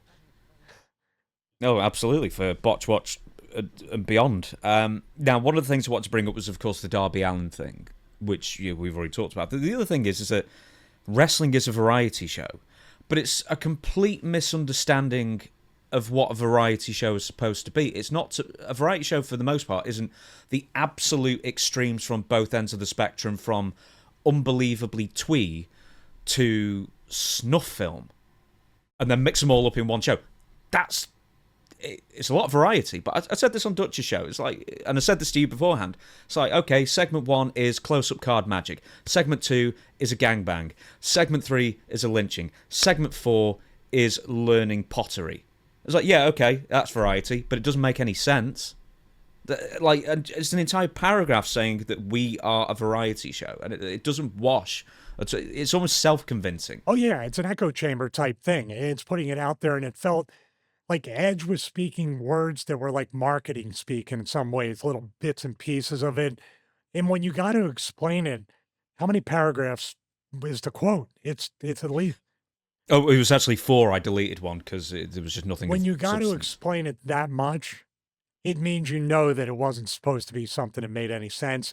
And at least it was Moxley. I just don't understand this guy. This guy's had every opportunity. He's been WWF champion or WWE champion. He had a really strong debut at Double or Nothing, I believe, where he gave Jericho to DDT. Then he brawled with Omega and gave it on top of the chips on the set. And then it was just a different look for this guy. But there's a lot of people who has actually said about this Moxley thing, no wonder Brock Lesnar turned down all his ideas for their match at WrestleMania. And what were those ideas that Moxley had? Because everybody looked at Brock like, you just don't want to do good business. You just don't want to be cooperative. Maybe he was pitching stuff like this. Yeah. Maybe he just doesn't want to do stupid stuff, because I don't think it does anything for Moxley either. I think what it does is I think it just drags him down onto an indie level, doing some of this really extreme stuff, and it's doing the same for Adam Copeland. And the one major thing that I need to stress is not only was it all on free TV, it wasn't even the main event of the show. It was in the first hour. Why? I think it might have been the lead on the second hour. It was somewhere in between the first and second. Which yeah. With most things, it's a smart move to bring up the watermark and say we're going into hour 2. Raw always did that because it was what? It was Raw, then the War Zone or something. They switched it over a little bit, branding from hour 1 to hour 2 before they went to 3. But there was also different like metric reasons for the audience, but also on the second hour they wanted to make it clear that there'd be like more swearing as well, or a bit more violence, almost like a parental warning guide in that sense. Now, if they had put that out before the match, do you think that would have helped something to say, hey, listen, this is going to be violent. It's going to be really out there. We have a feeling that you don't want young children watching right now. No, that might have been worse, because that might have dobbed Tony Khan in it, because then he probably would have known ahead of time what they were planning to do, whereas at least he's got some sort of quasi-deniability that they were going to use spikes, saying, well, give these guys autonomy, I'm sorry, it won't happen again, kind of thing. But then if he puts on a warning beforehand, he knows something extreme is going to happen. Do you think he knew or didn't know? That's a good question. I suspect, if I was going to guess, yes, but wouldn't be surprised. We're holding up a big board and we're putting nails in it and magic or whatever the prop department is. Yeah, but that's been there for weeks beforehand, because Adam Copeland's been carrying this around in promos and stuff. But in fact, actually, this is going to go into the next thing. is Rob Van Dam. So he's been catching flack from the stupidest corners of the internet, i.e. Twitter, for saying the following. It's not my thing. This is referring to Jon Moxley, nail in the back kind of thing, and crazy dangerous. That's not wrestling to me. A couple of years ago, it was like, man, they're growing.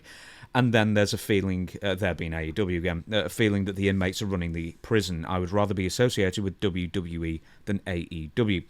Now, people have been remarking that Rob was in ECW, therefore must be a hypocrite. Yes, he did some silly things with chairs and tables, etc., and the usual 1990s wrestling plunder, but shoving spikes in your back near your spine is something completely different. There's also another example where he used Janice. Janice was at Abyss's, as you well know, the 2x4 with the nail sticking out of it. With, yes. Janice Carter, it was named after, who just passed away as well. She was a nice woman. Yes, it was actually sort of an inside joke. That's why the thing was called Janice, funnily enough. Anyway, Rob did use the 2x4 on Abyss, never would do on himself, in a working way, like one in the stomach kind of thing. And then there was also a backstage segment where Abyss sliced up, supposedly, Rob Van Dam, but it was one of those cutaways, and then he was found on the floor covered in tomato sauce. So, why is Rob catching flack? You're not. Your video was watched, not to brag too much, 20 times more, but you're an ECW. Well, we do get comments like that. We get the ECW stuff, but then again, like I say, maybe people had that interpretation. He's an ECW, but he's all the comedy, entertainment, just general, not ultra-violent stuff. Although at the climax or payoffs of angles or cage matches, I was involved with a lot of weapons and blood. Trust me, fire. We're going to do a watch-along on the Public Enemy, putting me through flaming tables. I'm not immune to it. But Rob had done much more, I guess, high-risk, potentially dangerous stuff with ladders, chairs, other things. He had more of a plunder in his matches, especially the Van Daminator, the Van Terminator, the Coast to Coast with the trash can. I get maybe that's why, but man, I feel like they're missing the entire point and message. If Rob Van Dam is saying this, if Rob Van Dam, this is what blew me away. If Rob Van Dam, a direct quote right here that you put in the notes, says, I'd rather be associated with WWE, the company that has strung him along, jerked him around, treated him really bad, took the title away, even though I understood he got pulled over and everything, and he was in the wrong there. But stop, start, and played games with Rob throughout his entire career there. He prefers that over AEW. Think about the gravity of that. That's what he's saying. He's not saying AEW. By the way, he's not saying that he likes WWE. He's not saying he wants to go back to WWE. He's not saying he enjoys watching WWE. It's the process of the lesser evil in this vein. So he's absolutely right. And the thing is, the people that are giving Rob crap about this, it's so funny that they love Rob for years, if not decades. But one little thing that they might disagree with the guy who was, like I said, the most over character in the history of ECW, battled the WWE machine, and still kept himself over to the point that he comes out on AEW TV for a one-off. It was against Jack Perry, correct? Yeah, he's made a few matches. The last with memorable AEW one that I course, remember was him against Jack Perry with Jerry Lynn coming, calling him out. All right, so every single time Rob has appeared on AEW, dare I say it, Rob gets a bigger reaction than most of the roster. Yes. So what did Rob do wrong? He created moments. He used the hype. He dared criticize AEW. That's what he did wrong in the eyes of cretins. I mean, like, you can't just sit back and just be objective. We're hitting a about this very, thing, very dangerous inflection point with AEW and wrestling in general, but especially AEW. Instead of listening to feedback from Rob Van Dam or anybody else, not even me, but Rob's a top guy who's been everywhere, done everything, had major success, and also has probably had conversations with Tony Khan. You're not listening. Instead, what you do is what most people in a narcissist relationship do. The narcissist says, yeah, but, explains it in 4 paragraphs. I'm not saying Edge is one. I'm saying the company identity is very narcissistic, that oh, by the way, oh, if you say anything that makes us wrong in any way, we're going to drop ad hominem attacks. And yeah, but you did this. Yeah, but you did that. If people are saying that, then deep down, the AEW fans, guess what they're doing? They're making Rob Van Dam right. Because the minute you say, you don't even say, yeah, you say, you did this and you did that, you're a hypocrite. That doesn't mean AEW is right. That just means what we did in ECW was wrong. But that's fine. Do you see that? Do you see the double standard and the way these people are trying to split hairs? Hey, here's even something even funnier, right? People have been saying, well, you know, you can obviously tell that WWE are paying him. And it's like, yeah, they are.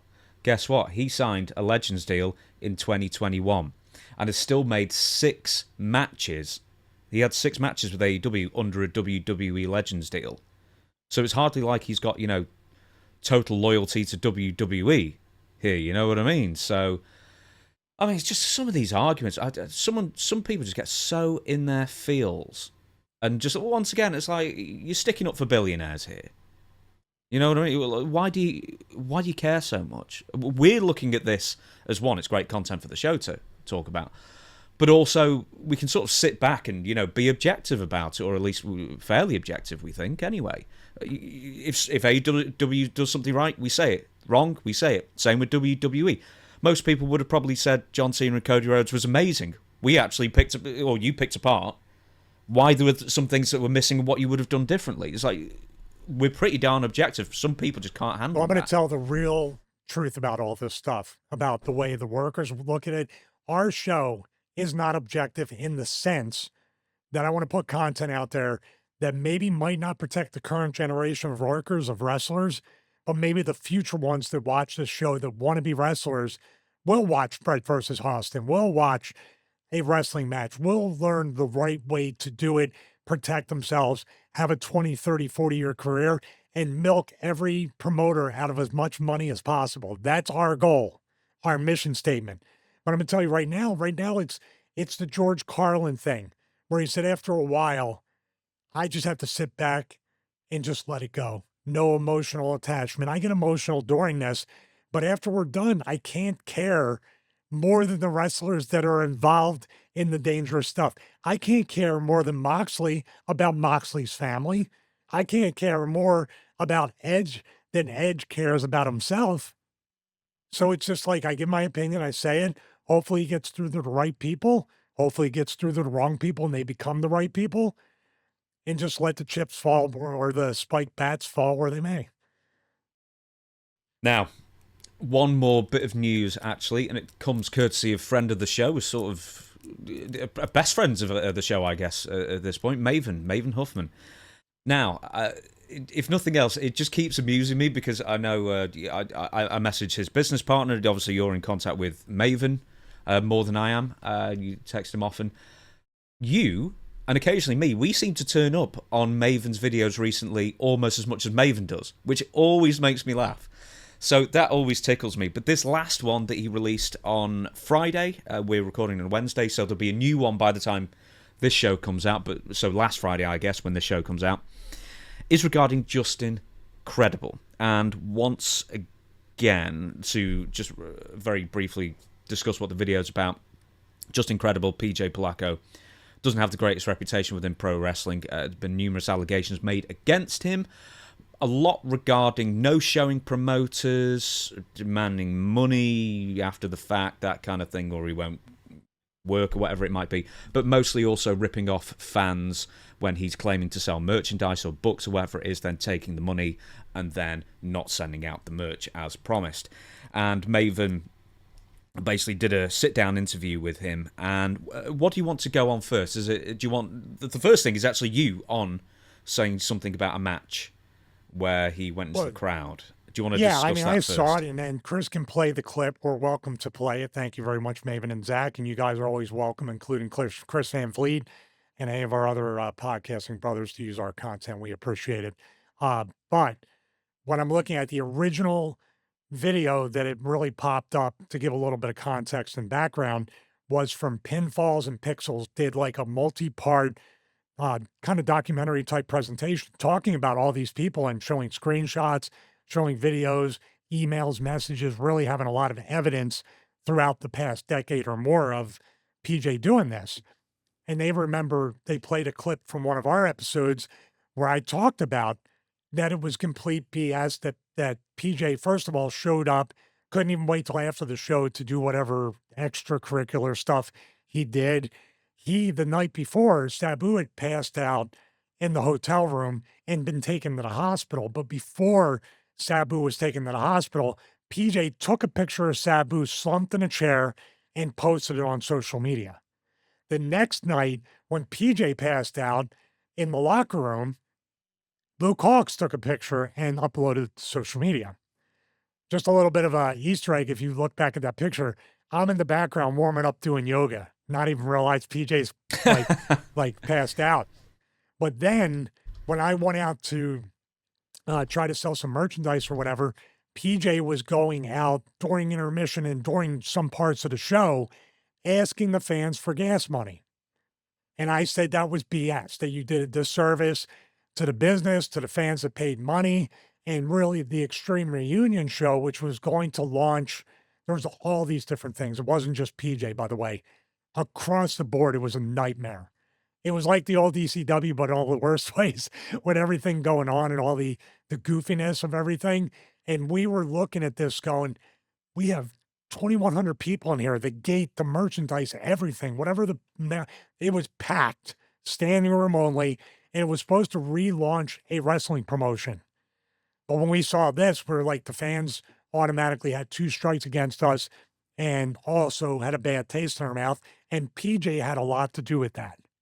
He's not the only one, so let's be fair, but it was a major story off of that. Now, the opening of this, which we can play it back and forth, Chris, the opening of this is the clip where I talked about that, a shorter version. And Maven right away, PJ reacts to it.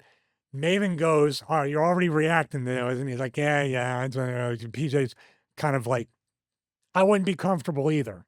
But then Maven already told him, we're going to discuss some tough stuff, which PJ was like, fine.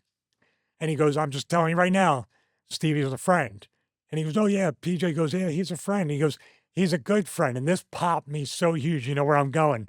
He's about to say he's a good friend. He goes, he's a friend. He's already, I was like, yeah, you're laying in the boots to me. I love it.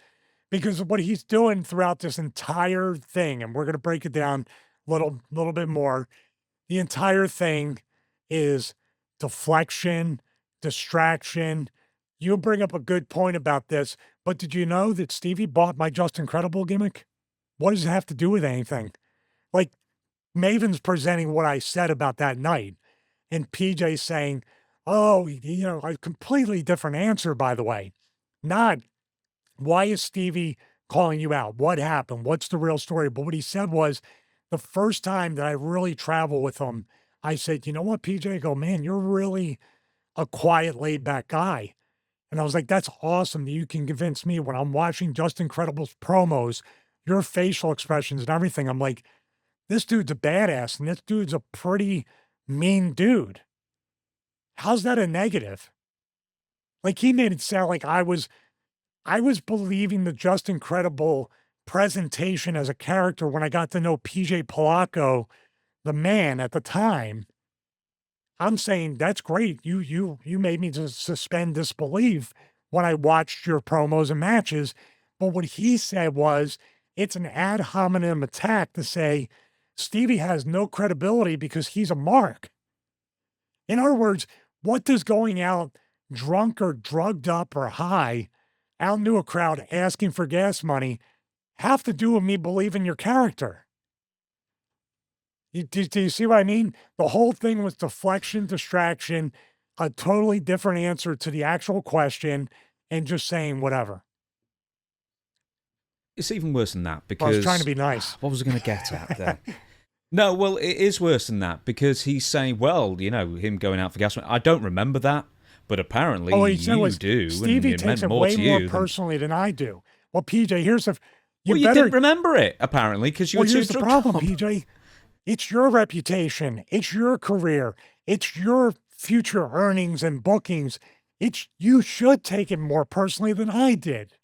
I took it personally because I saw a true opportunity for me and other guys and girls to perform, make money outside WWE, and have a new lease on life and maybe have a full-time wrestling career once again.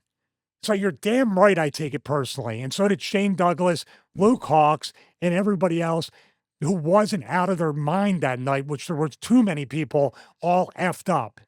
So it's not just you, but they didn't go out and ask the people for money. The people didn't see them drunk and high and desperate for money. And you still wanted to work.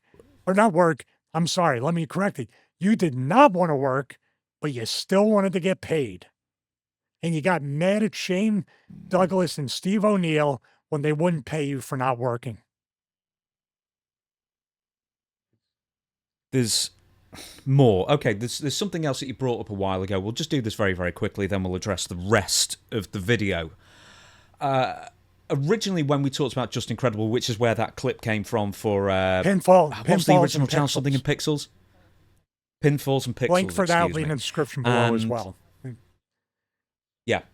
So that clip was taken from a clip probably, I think it was called like Just Incredible Isn't Happy With Me. And it's regarding the YouTube channel that he had many years ago. And I remember being really excited about the concept for it because there's so many more, well, not so many more, but you, Maven, a couple of other people who actually make these wrestling shows more than just a Zoom recording, basically, and put the effort in. And Just Incredible was one of the first people to do it with Pro Wrestling 101, I think it was called. And then he just stopped doing it. And I don't know if he got bored or got distracted or anything like that. But essentially, he then said many years later, when you did the analytics channel, you stole his idea. Despite the fact that, one, Just Incredible hadn't done anything for years regarding YouTube, pretty much, and two, the YouTube concepts of both channels were completely different. Yeah. I mean, that's the thing. And the thing with PJ, and by the way, PJ's still a friend. And the reason why he's still a friend, and it doesn't make sense from the things I just said to some people, is because I'm telling a truth. I'm doing what most people wouldn't do in PJ's life for however long. I'm not going to enable him. Maven didn't either. Maven, at the end of this video, and we'll talk about that, had to record a talking head shot updating everybody. I have to tell you about that Maven video. Maven, just a side note, Maven's growth, not as a YouTuber, but as a host of content, has grown so substantially, and I'm so proud. He can have a different look. It's not just, hey guys, Maven here, I'm going to tell you how to cut yourself with a razor blade or whatever. Now it's literally these organic type. Dude, it reminded me of To Catch a Predator. That whole video reminded me, and then the Fallout video, Maven commentating on it. But he said, There's one problem. There's one problem, though. There's one problem with it, is that maybe that was by design. So, Maven, you tell me if I'm right or wrong. He didn't confront him initially with something that was obviously a lie or something. He didn't push back as much as probably people would want him to. But I believe in the beginning, Maven was letting PJ, whether for good or bad reasons for PJ, just let him talk and answer and go unanswered because he knew they would get answered in the comments. However, I had a conversation with Maven and he had said, watch all the way to the end because I'm on camera and I don't want it to seem jarring, or I didn't know the exact adjective, but watch and tell me. And I said, dude, that was absolutely the best thing you could have done because you sat there and watched him answer and you didn't push back. You brought it all the way back around with an update and said, apparently hasn't changed. He's no-showing, he's begging for money, and Maven understands second chances. He can say it better than me, so please watch the video all the way through to the end. But Maven, with his past, with getting arrested, with the drug use and hitting rock bottom, Maven believes in second chances, but he said the thing that really, I say God helps those that help themselves. Maven said basically, I believe in second chances, but the ball is in your court, PJ. It's up to PJ. We can talk, Maven can talk, DDP can have him doing yoga until the end of time. It's not going to help unless PJ is sick and tired of being sick and tired. And it might be too late, man. I don't want to say that, but at this point, You're doing interviews and you're looking for somebody to just enable you and say you're right, which Maven did not push back. In Justin's eyes or PJ's eyes, he he redeemed himself with that interview. It was terrible. It didn't do him any favors. As a matter of fact, somehow it made everything worse. I don't want to say, as someone who has been a professional interviewer for quite a number of years, what I said about Maven was not a criticism per se, because there's two different ways you can go about an interview. You can either push back and then you risk getting the interview cut short very, very quickly, or you can basically, the person almost interviews themselves. He gave It's him almost enough like a rope to police hang himself interrogation with the interview. Exactly, and that's basically what's happened here, because it's almost like a police interrogation. We don't have interrogations here, we have police interviews, by the way. But like a police interview where the interviewer wants to say as little as possible. If you can get the person talking, let them keep talking. Sooner or later, they will slip. And in Justin's case, very soon indeed, because we get to what I just find absolutely abhorrent, to the point that he should be absolutely arrested for this, is that he has admitted on camera, and it's got over 400,000 people, or whatever views it is as we record this, that he has stolen money from people for merchandise that's never going to make their way to the person who's paid him in good faith. And his excuse was, I don't have the quote right in front of me, but it's essentially, well, by the time I got the money, well, my family had to eat. I was like, fuck you. Oh, excuse me. Forget your family. No, what you've done is you have accepted a contract that you need to fulfill by paying, delivering the goods by or giving services the service or product. to deliver. Exactly. It's like, no. You don't just take people's money and then buy it for food, which actually we probably know what the money went to, and it probably wasn't food. I mean, it probably was as well. But, it's just an absolute disgrace. And he's been doing it for years now. And people want to give him a second chance and pay him money, and eventually nothing ever comes, because it's just free money to him, and he justifies it to himself. In his own brain, he thinks, well, I needed the money more than you needed the money. That's basically what he's saying. I'm glad you brought that up, because this is an epidemic or a pandemic amongst all wrestlers, especially for my generation. Wrestling, this is the part of wrestling that, thank God, nothing came easy for me, because you know what pro wrestling trains you to do? To be as lazy as possible and earn the most amount of money. And you've dealt with this with people in the sphere of just these wrestling shows and podcasts. Here's the problem. Most of the guys and girls, and we're going to leave out, I'm talking about my generation. It might be before me or after me as well. Let us know in the comments. But basically, what happens is there's this weird kind of shift. In other words, what PJ did, and this is my interpretation, and he was so close to calling fans marks during this a few times, because that's the, how should I say, that's the way to discredit a human being that's a wrestling fan that pays you for something, because you distract and it serves you you're right. A mark. It's your fault. Yeah. Hey, I'm a scorpion. I told you I was a scorpion, right? That old story with the scorpion and the frog. But with PJ, the direct quote of, well, after I had to buy food, there was no money to ship it out. It's just like, okay, but here's the problem I have with pro wrestling, and we're talking about cameos earlier. The problem I have with a lot of pro wrestlers, and probably the reason a lot of them have a problem with me, is because I value when somebody gives me money, and I try to turn around that product as soon as possible. It's very simple, just like getting booked. This is the same vein. When you get booked, you show up unable to perform, and you can't perform, but you stick your hand out for money. What part of this don't you get? It's an exchange. So in other words, I get so mad at wrestlers that act like this is a job and not a gift. In other words, cameos, signed t-shirts, signed merchandise, all these different things, whatever it is, cameo, anything is a gift of money, especially in this economy in 2025. I'm like, when I get a Patreon supporter, even for $1, I'm like, my God, how can I bring value? How can we bring value to that person? Because $1 is hard to come by for a lot of people, and $1 can go to other things.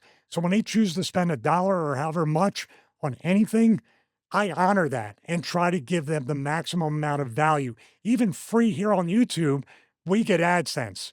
So if we can get these people to enjoy and value the content, it converts monetarily. What I hate is when these wrestlers, some switch flips in their brain where they're like, well, it's an honor for you to give me money. Yeah, I'm letting you pay me. And if I give you something back, that's just a bonus. But I deserve the money, but you might not get the thing. So for lack of a better way of putting it, it pisses me off how these wrestlers piss away every opportunity to make money. And guess what? People are still trying to book PJ in 2025. That's on the level of sickness. Are you just wondering, well, if he comes in, I'll have a story for my promotion.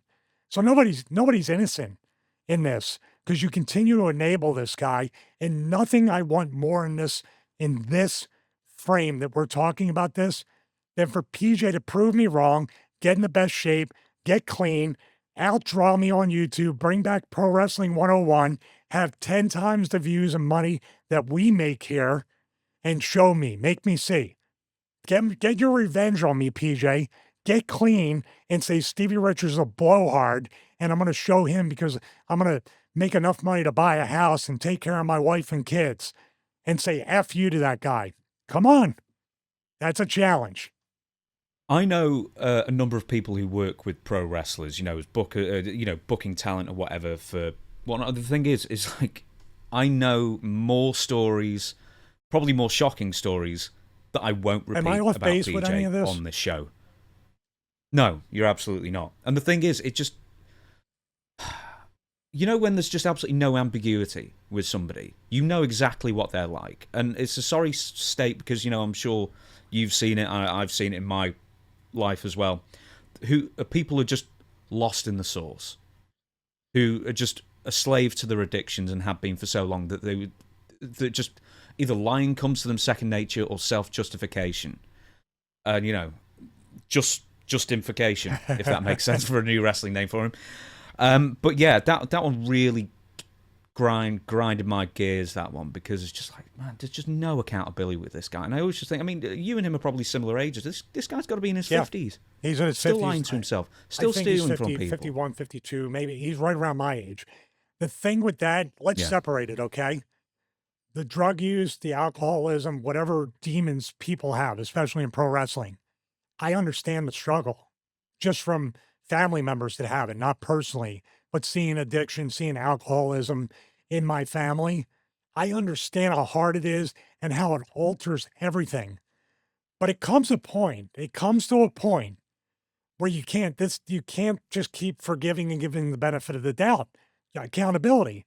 And now it's kind of morphed into what I got from that video when Justin talked, when PJ, let's talk about the real person, when PJ talked. It was almost like he was admonishing or chastising anybody who in any way, shape, or form was trying to hold him accountable, which I say Maven was smart to kind of just let him talk more. And like you said, interview himself. But in other words, you're blocking people on social media that you ripped off. And then you blocked other people for different reasons. And then you try to justify being, blocking these people for some odd, weird reason about, I don't even know what the reason was. He talked in so many circles. But he's trying to give himself the moral high ground from it as well. He's browbeating the people he ripped off. Dude, if anybody out there majors in psychology, please write us an email and tell us what we're looking at. I think we're looking at like the dark triad of narcissism or something like that, because it was a very self-serving, entitled, like PJ. I think when PJ ended that interview, is like, now that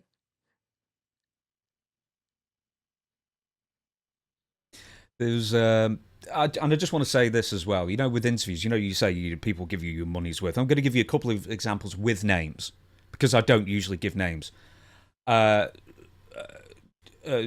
Melina. She was so nice when I interviewed her. It was a paid interview. Most of them were. At the beginning, they weren't but once COVID hit and people need to start making money, that no one was giving free interviews anymore for the most part. But like she was great. She was like, am I giving you enough? Am I for the money you're paying me, am I doing enough for you? And that's, as an interview, that's the attitude I want. Then there's Raven, who was awful. The worst interview ever. The worst person I've ever interviewed ever. And then there's other people who were just really, really businesslike, like someone like Carlito, who, as soon as, okay, interview's over, and they go, okay, and just hang right up. People like that as well. We think, oh, well, you really valued that. We got to do something together. Remember, I was trying to plant the seed. Yeah, it's something, and other things like that. But, I've dealt with, in the triple figures, in people in the wrestling business, and I remember who treated me as an equal. I remember people who treat me like a mark. I remember people who were very, very thankful for whatever reason, or at least made me feel appreciated for some way. You're passing business my way. I'm plugging the stuff, hopefully we can give value to each other. And then there's someone like PJ, who actually I interviewed as well. And he was the first person who ever asked me for money, but it was only a small amount. And I said, yeah, that's absolutely fine. And then I was so nervous at the time. I'll cut this out of the show. This is just for you now. I was so nervous at the time. It was for an hour, and I was so nervous that I cut it off after 42 minutes. I was December to Dismember. No, you got to leave it in. It turns out. No, you have to leave that in. You did the ECW December to Dismember WSI interview. Yeah, basically, I was so nervous at the time. I was always terrible at it. But but it sort of goes to your point of saying there are people like PJ who view the people who are paying them as marks, as suckers, or, hey, I gave my blood, sweat, and tears for this business, you owe me this, almost. That kind of justification. So I know that was sort of bringing me in for no particular reason. I love that story. I love that story. In a roundabout way. That's the whole thing, too, the way he's treating those fans. It's almost like the scorpion and the frog. It was your own stupid fault for giving me money. You knew what I was. And I don't get it. I want PJ to get well. I want PJ to be another Maven, that the second chance means something. But when you're in this personality mindset that it's everybody else's fault, that you need to explain this story, and then, like you said, you admit that you've done this repeatedly. So just a question, I'm not a legal expert, but if you string enough of those people together, can you have like a class action, like charges of fraud or a lawsuit or any of these other things if it totals? We're talking about 10 to 15. But what are they going to get out of it? I mean, they can't go through civil court. He hasn't got anything. So obviously, if he's withholding $40 here, well, he's already been in jail once. So I mean, is jail such a bad place for? I don't even know. This is kind of going off the rails as well towards the end of this. Yeah. But I'm just going to close it with this. I want PJ to get well. I want PJ to usurp our numbers and double, triple, 10 times. The same thing with the money. I want success for him. But much like any wrestler, and I was one of those guys way, way back in the day, not with the demons, but making excuses, and then became hyper accountable. Maybe that's even worse sometimes to do that for both of us. But that's all I want. I don't want to see anybody. I don't want him to be the next guy. And unfortunately, a lot of people are looking at PJ saying he's the next guy to go. And I don't want that. God, man, we're only having this conversation where PJ can be spiteful and hopefully prove us wrong. That's what I'm hoping for. Well, the best revenge is living well. That's what I want for him. Is that the Count of Monte Cristo? I think that it was one of my favorite quotes, and I always misquote it, but I think that's from that. Right, okay, we're going to end the show on 2 video segments. I'm sorry, audio listeners. This is going to be a what went wrong and a what went right, which is a fairly rare one for this show. But first off, we're going to go for what went wrong. Now, this is a match that actually happened on AEW Collision maybe, 3 weeks ago. I think this was actually on like 15th of March Collision. And it went viral a couple of days ago because somebody put Brian Alvarez discussing all the things that seemed to go wrong within like a minute and a half in this match together. And it ended up being this really, really funny sort of monologue. So then I said to Stevie, right, I want you to break down all of these things that just go wrong in this small sequence and how they almost self-perpetuate. One thing goes wrong and then it just builds from there. So over to you, Stevie. What went wrongs?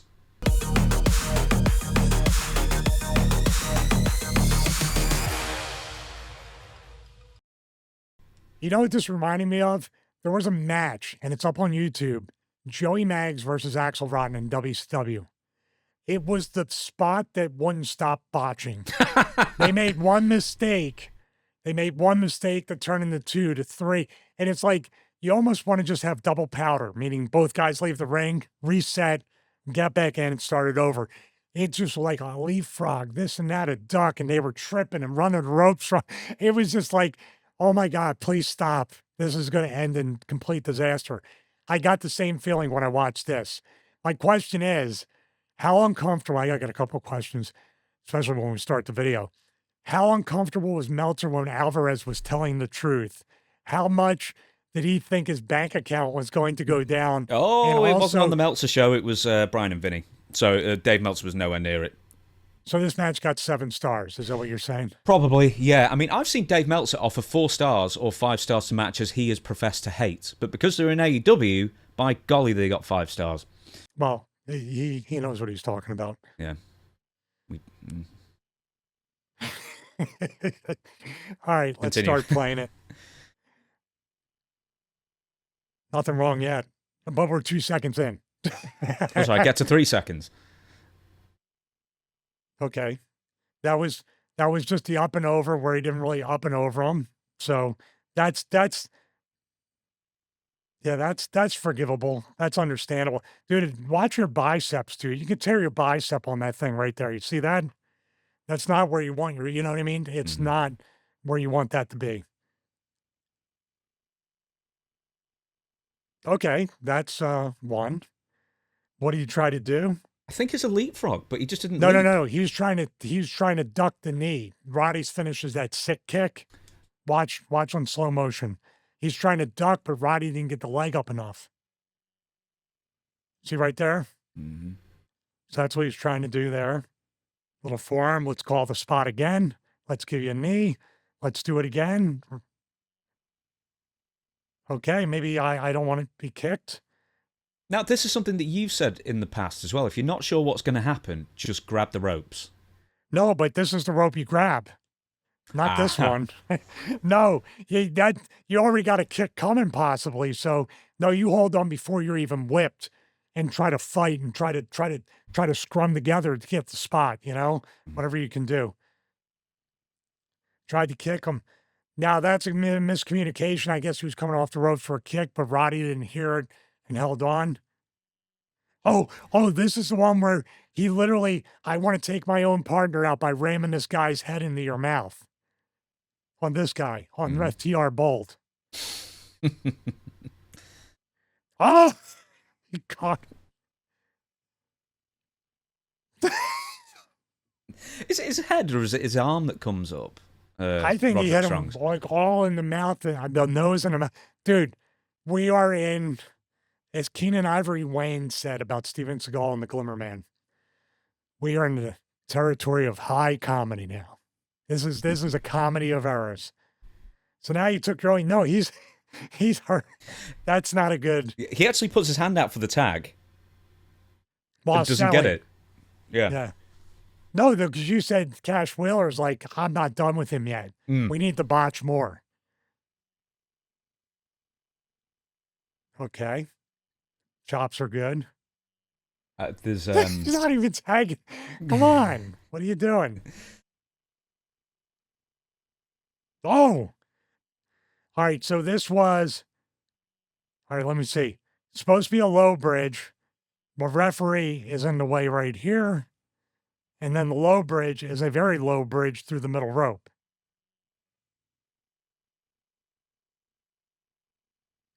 Let me ask you a question. Yeah.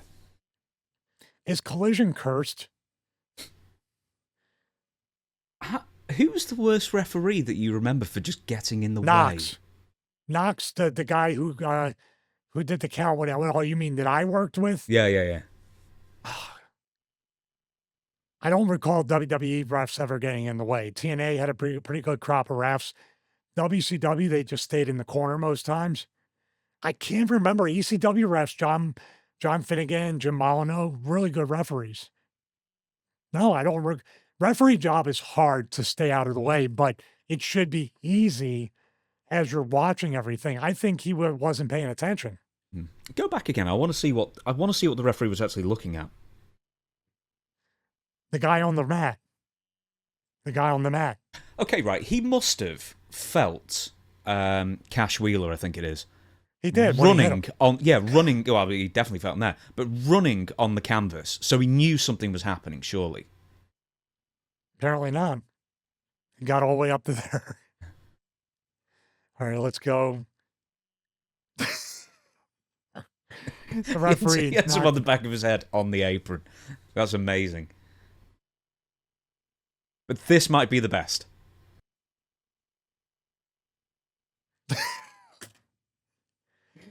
I'm only laughing because nobody apparently is getting hurt except for FTR Bold with the headbutt. Good Lord. Let's watch that again.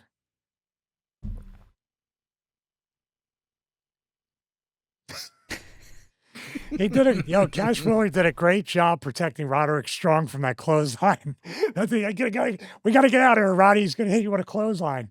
Was that a heel turn right there? Cash Wheeler heel. It's amazing, isn't it? And the funny thing is, during the commentary, I can't remember if it's Tony Schiavone or somebody else saying FTR knows where they are in the ring at all times. And then you've got this dude like pirouetting in the center because he just can't work out where Dax is coming from. Did he say they know where they're in the ring at all times, or they know they're at the ring at all times? They know they're in a ring at all times. Yeah, there you go. That's a better way of putting it. Yeah, it is hard to say. Hey, Bret, watch this. Bret, we're going to do your Bret. Bret, wait, here it comes. Huge Bret Hart fans to the point where they beat up the fans. So that's always good. As a talent, I feel for these guys, but I hope, number one, it doesn't look like anybody got hurt, so that's why we're laughing about it. So guys, you need to just embrace it and laugh about it. It's just one of those things. But we need to, from this point on, here's what we need. We need Travis Scott to show up on Collision with his sage and start blessing everything. We need to bring a priest in and exorcise whatever demons are in the Collision ring. Because good Lord, they need it. Actually, it's the same ring. I think they need the Collision banners and all the branding because it's cursed. It has a demon, a poltergeist. When one thing goes wrong, how tempting is it to start rushing? Very, very tempting. It's weird because instead of reset to get things back on track, you think you need to do more movement and work to cover up the mistake, which actually exposes the botch, and then you further botch. It's a botch along. I should also say, and this is very important to say, that I think the AEW Collision goes to commercial, and then when it comes back, the match is still in progress, and it's absolutely fine. I mean, that's got to be quite rare where it just falls apart, collapses that badly at the beginning of a match, and then it's rescued and that's absolutely fine afterwards. Does it usually always end in disaster? Well, that's great context for the end of this segment because that's a testament to all four guys, and the commercial break did what it was supposed to do, and that's reset the match, and they all get on the same page. And you said, unfortunately, people are going to talk more about this than the recovery. So I guess there's a what went right aspect to this match if you stuck with it past commercial. So good on those guys because it's really easy to be like, let's just get out of here. But they righted the ship, made it good, hit the left-handed heart attack clothesline properly. It's all good in the end. Okay, so once again, as I said before, from the ridiculous to the sublime. So we're going back now to WWE Raw on Netflix, and a finish, a story after a match, and probably the story of the match itself that you were very impressed with, and the execution, of course, was Gunther versus Jimmy Uso. We're not going to be going through the match, we're going to be going through the post-match shenanigans. So Stevie, what went right?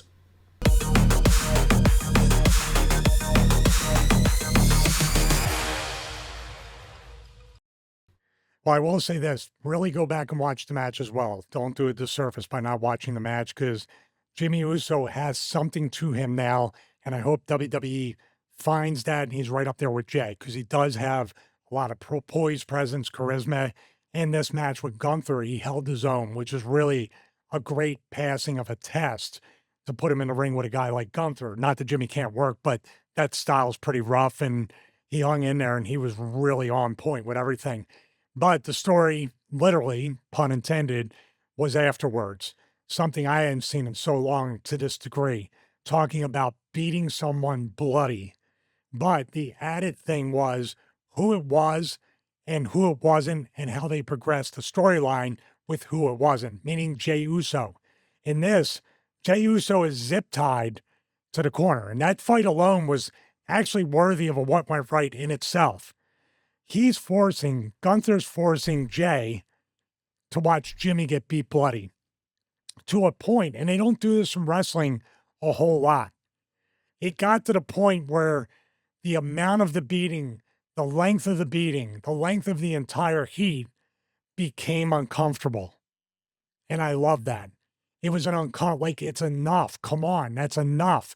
And he kept going. He kept beating Jimmy up, who got amazing color. And that's something you don't see. That's why I asked you earlier, do you think WWE is going back to an attitude era or a more gritty style? This is what tempted me to kind of think, okay, hopefully I think they're going back there. They can get rid of all the other stuff, but this kind of stuff, this gritty, hard-nosed heat leading into a pay-per-view match, and I know I'm talking out ad nauseum, out on a tangent about it, super important. This will make people want to buy the pay-per-view, in my opinion. Much more than even Cody and Cena at this point. True heat on the babyface. So what we have here is he's watching Jey, and Jey's trying over and over again, not at this point, but trying to get loose from the zip ties. And right here, just that alone, Jimmy did something so minute but means something. The eye contact. Now, Jey's trying to do this to the zip ties. Every time Jimmy sold, his eyes were pointed at Jey. Like, bro, please help me. You know what I mean? Without saying it. Show, don't tell. And Gunther inadvertently has blood on his body. He's going to go to a step where I don't know if that was approved, what he did with Jimmy's blood towards the end. So this shot here, showing Jey and over Jey's shoulder, all the heat in the background, that shot to perfection. That's awesome. He's just dragging him around, spin him on the mat. And once again, what direction is Jey? He's not looking at Jey, but Jimmy's looking in that direction. The camera might pick him up, the whites of his eyes with the bloody face, reaching out to Jey, trying to say, help me. Not in this, but during the course of it.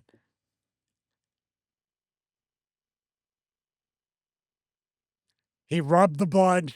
He tasted the blood. He spit the blood out. That's the part where I don't know if management is going to be like, dude, but he was feeling it out there. He might have went a little too far for PG TV. Well, let me ask you this, actually. Do you remember, I think it was in late 2023, when Adam Page drank Swerve Strickland's blood in a hardcore match, and now they constantly seem to do this blood drinking thing over there for like the last 18 months? Well, it must not have been that memorable, because now I remembered it that you brought it up. Doesn't mean anything. If you're always drinking blood, you're never drinking blood. How's that? I guess. This part here, the tease where he drags Jimmy over to say, okay, I'm done. You can have your brother. And then he pulls him back out. Like, hey, get your brother. Get your brother. And Jay's struggling. He just wants to get him out of the ring. He's not, and pulls him away. That dude. The tug of war with Jey still looking, even though he's kind of out of it, and Gunther wanting to pull Jimmy, away. That was great. Look, now I'm not going to close the distance, okay? But now I'm going to make you watch from closer up. And he starts hitting those Bryan Danielson elbows. This is awesome. And then puts him right in the choke. And now look, both Jimmy and Gunther are looking at Jey with different expressions.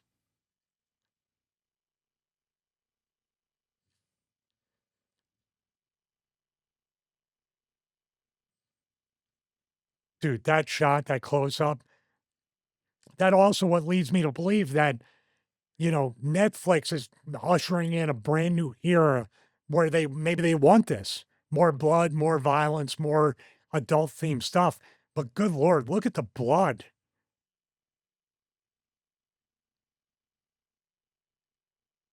I cannot say enough good things about this segment. What do you think about the agents coming in so late? Yeah, that's, to me, Vince might use creative liberty. What I would have done if he had Imperium with him still, I would have had like the Imperium guys beating up the agents or sending other wrestlers down or locals they could beat up. The glaring inconsistency with this, guess who should have ran down but didn't? And it made Jay and their relationship look weak. I don't know, Sami Zayn or someone, or am I going crazy? Yep, Sami Zayn. Yeah. Because who was the one person that beat Gunther at WrestleMania? Mm-hmm. There's no history there. There's nothing. That's what I mean. But I understand. I'd rather there be less. I'd rather no agents ever come out, dude, and let the ambulance come out or the stretcher, and then have Gunther beat Jimmy on the stretcher in front of Jay as he's still zip tied, sitting on the apron. Maybe even take Jimmy, guess what? Up the ramp and off the stage into a bunch of boxes or crash pad or whatever, but pushing that off the stage. You'd have a moment, but this was enough. I'm not saying that was missing. This was incredible. Now, I'm going to fast forward.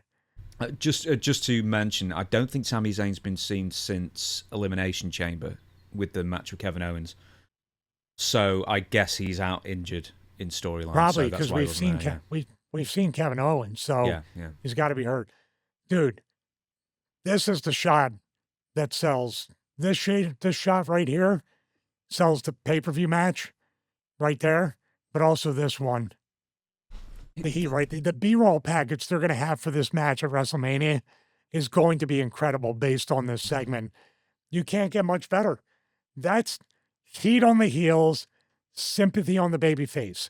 Using an outside ally of the babyface to do the physicality, to save the physicality, and also up the potential for violent physicality at WrestleMania. Perfect. This segment, I said the Sammy's thing and the agents, but it's still, you can't get much more perfect of a segment to get heat on a match leading to WrestleMania. And this is the only one that's doing it to this extent. It's crazy. The thing is that until this week, the Jey Uso versus Gunther story was so lacking and so underwhelming. And now it's just turned, as you would say, turned on a dime. So now it's actually exciting. It's now a blood feud and revenge. And this is what wrestling should be. You know, I think it's now all of a sudden probably more exciting than Cody Rhodes and John Cena. Just one thing that you mentioned that I never agree, but I want to agree with you. I said on Dutch's show yesterday with Dutch that because Cody Rhodes got the upper hand on John Cena in their first physical encounter, it made me think that Cody was losing. But now with Gunther and Jay, I'm still not convinced Jay's going to win. So it's way more up in the air. It's not the main event. It's not the main event. I'm still more convinced now that Jay's going over. I wasn't so convinced before this, but this is a level of heat here where you have to have the babyface have some kind of revenge or justice or something. How do you save face with the babyface, pun intended? He's gone this far. The only thing you can take away from Gunther to hurt him is that championship. You can hurt him physically, but is that really the goal? The best revenge is showing Jimmy, I won the belt for you and us. I see something weird in my mind. It's so weird. I don't think it's going to happen, but that wrestling swerve mentality, you'd be stupid to do it. You'd be so stupid to do it. Jimmy turning on Jay at WrestleMania. Oh, don't say that, because they might do it. And I was thinking, do you remember when they had Jimmy and Jay in a singles match last year? Last year. It was atrocious. I know. That's why I don't think they'll do it, because it's But in your mind, you almost went there with me when I said it, right? Yeah. Like, oh my God. So they'd be mad. They'd be absolutely mad. They only just got back together, and them feud. It's like Matt and Jeff Hardy feuding. Nobody wants to see it. They had a terrible WrestleMania match too. Crazy. This is what it's all about. But you know what? This is the one thing that scares me about this. And I know, once again, just like Jimmy turning may happen, this will definitely happen. They literally got a get out of jail free card with this. See, we waited till 2 weeks and it saved everything. So next year, they usually start that build up at Rumble for WrestleMania. They started cheating, and now the real build is after Elimination Chamber. Now they can say, we can just kind of coast till 2 weeks before because this works. But it's not always going to work. So to me, this is a false positive for future creative liberty. They did that last year as well. They wishy-washied their way to what ended up being a really satisfying They got conclusion. lucky. They got lucky. Let's call it what it is. Well, let's call this what it is, and it's the end of the show for this week, as I always have to put the caveat in because Stevie gets worried that I'm cancelling for some reason. Right, so feed my cats.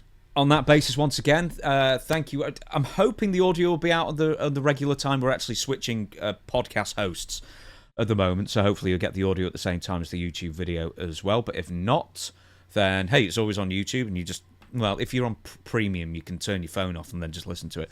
You can't do that on the free thing.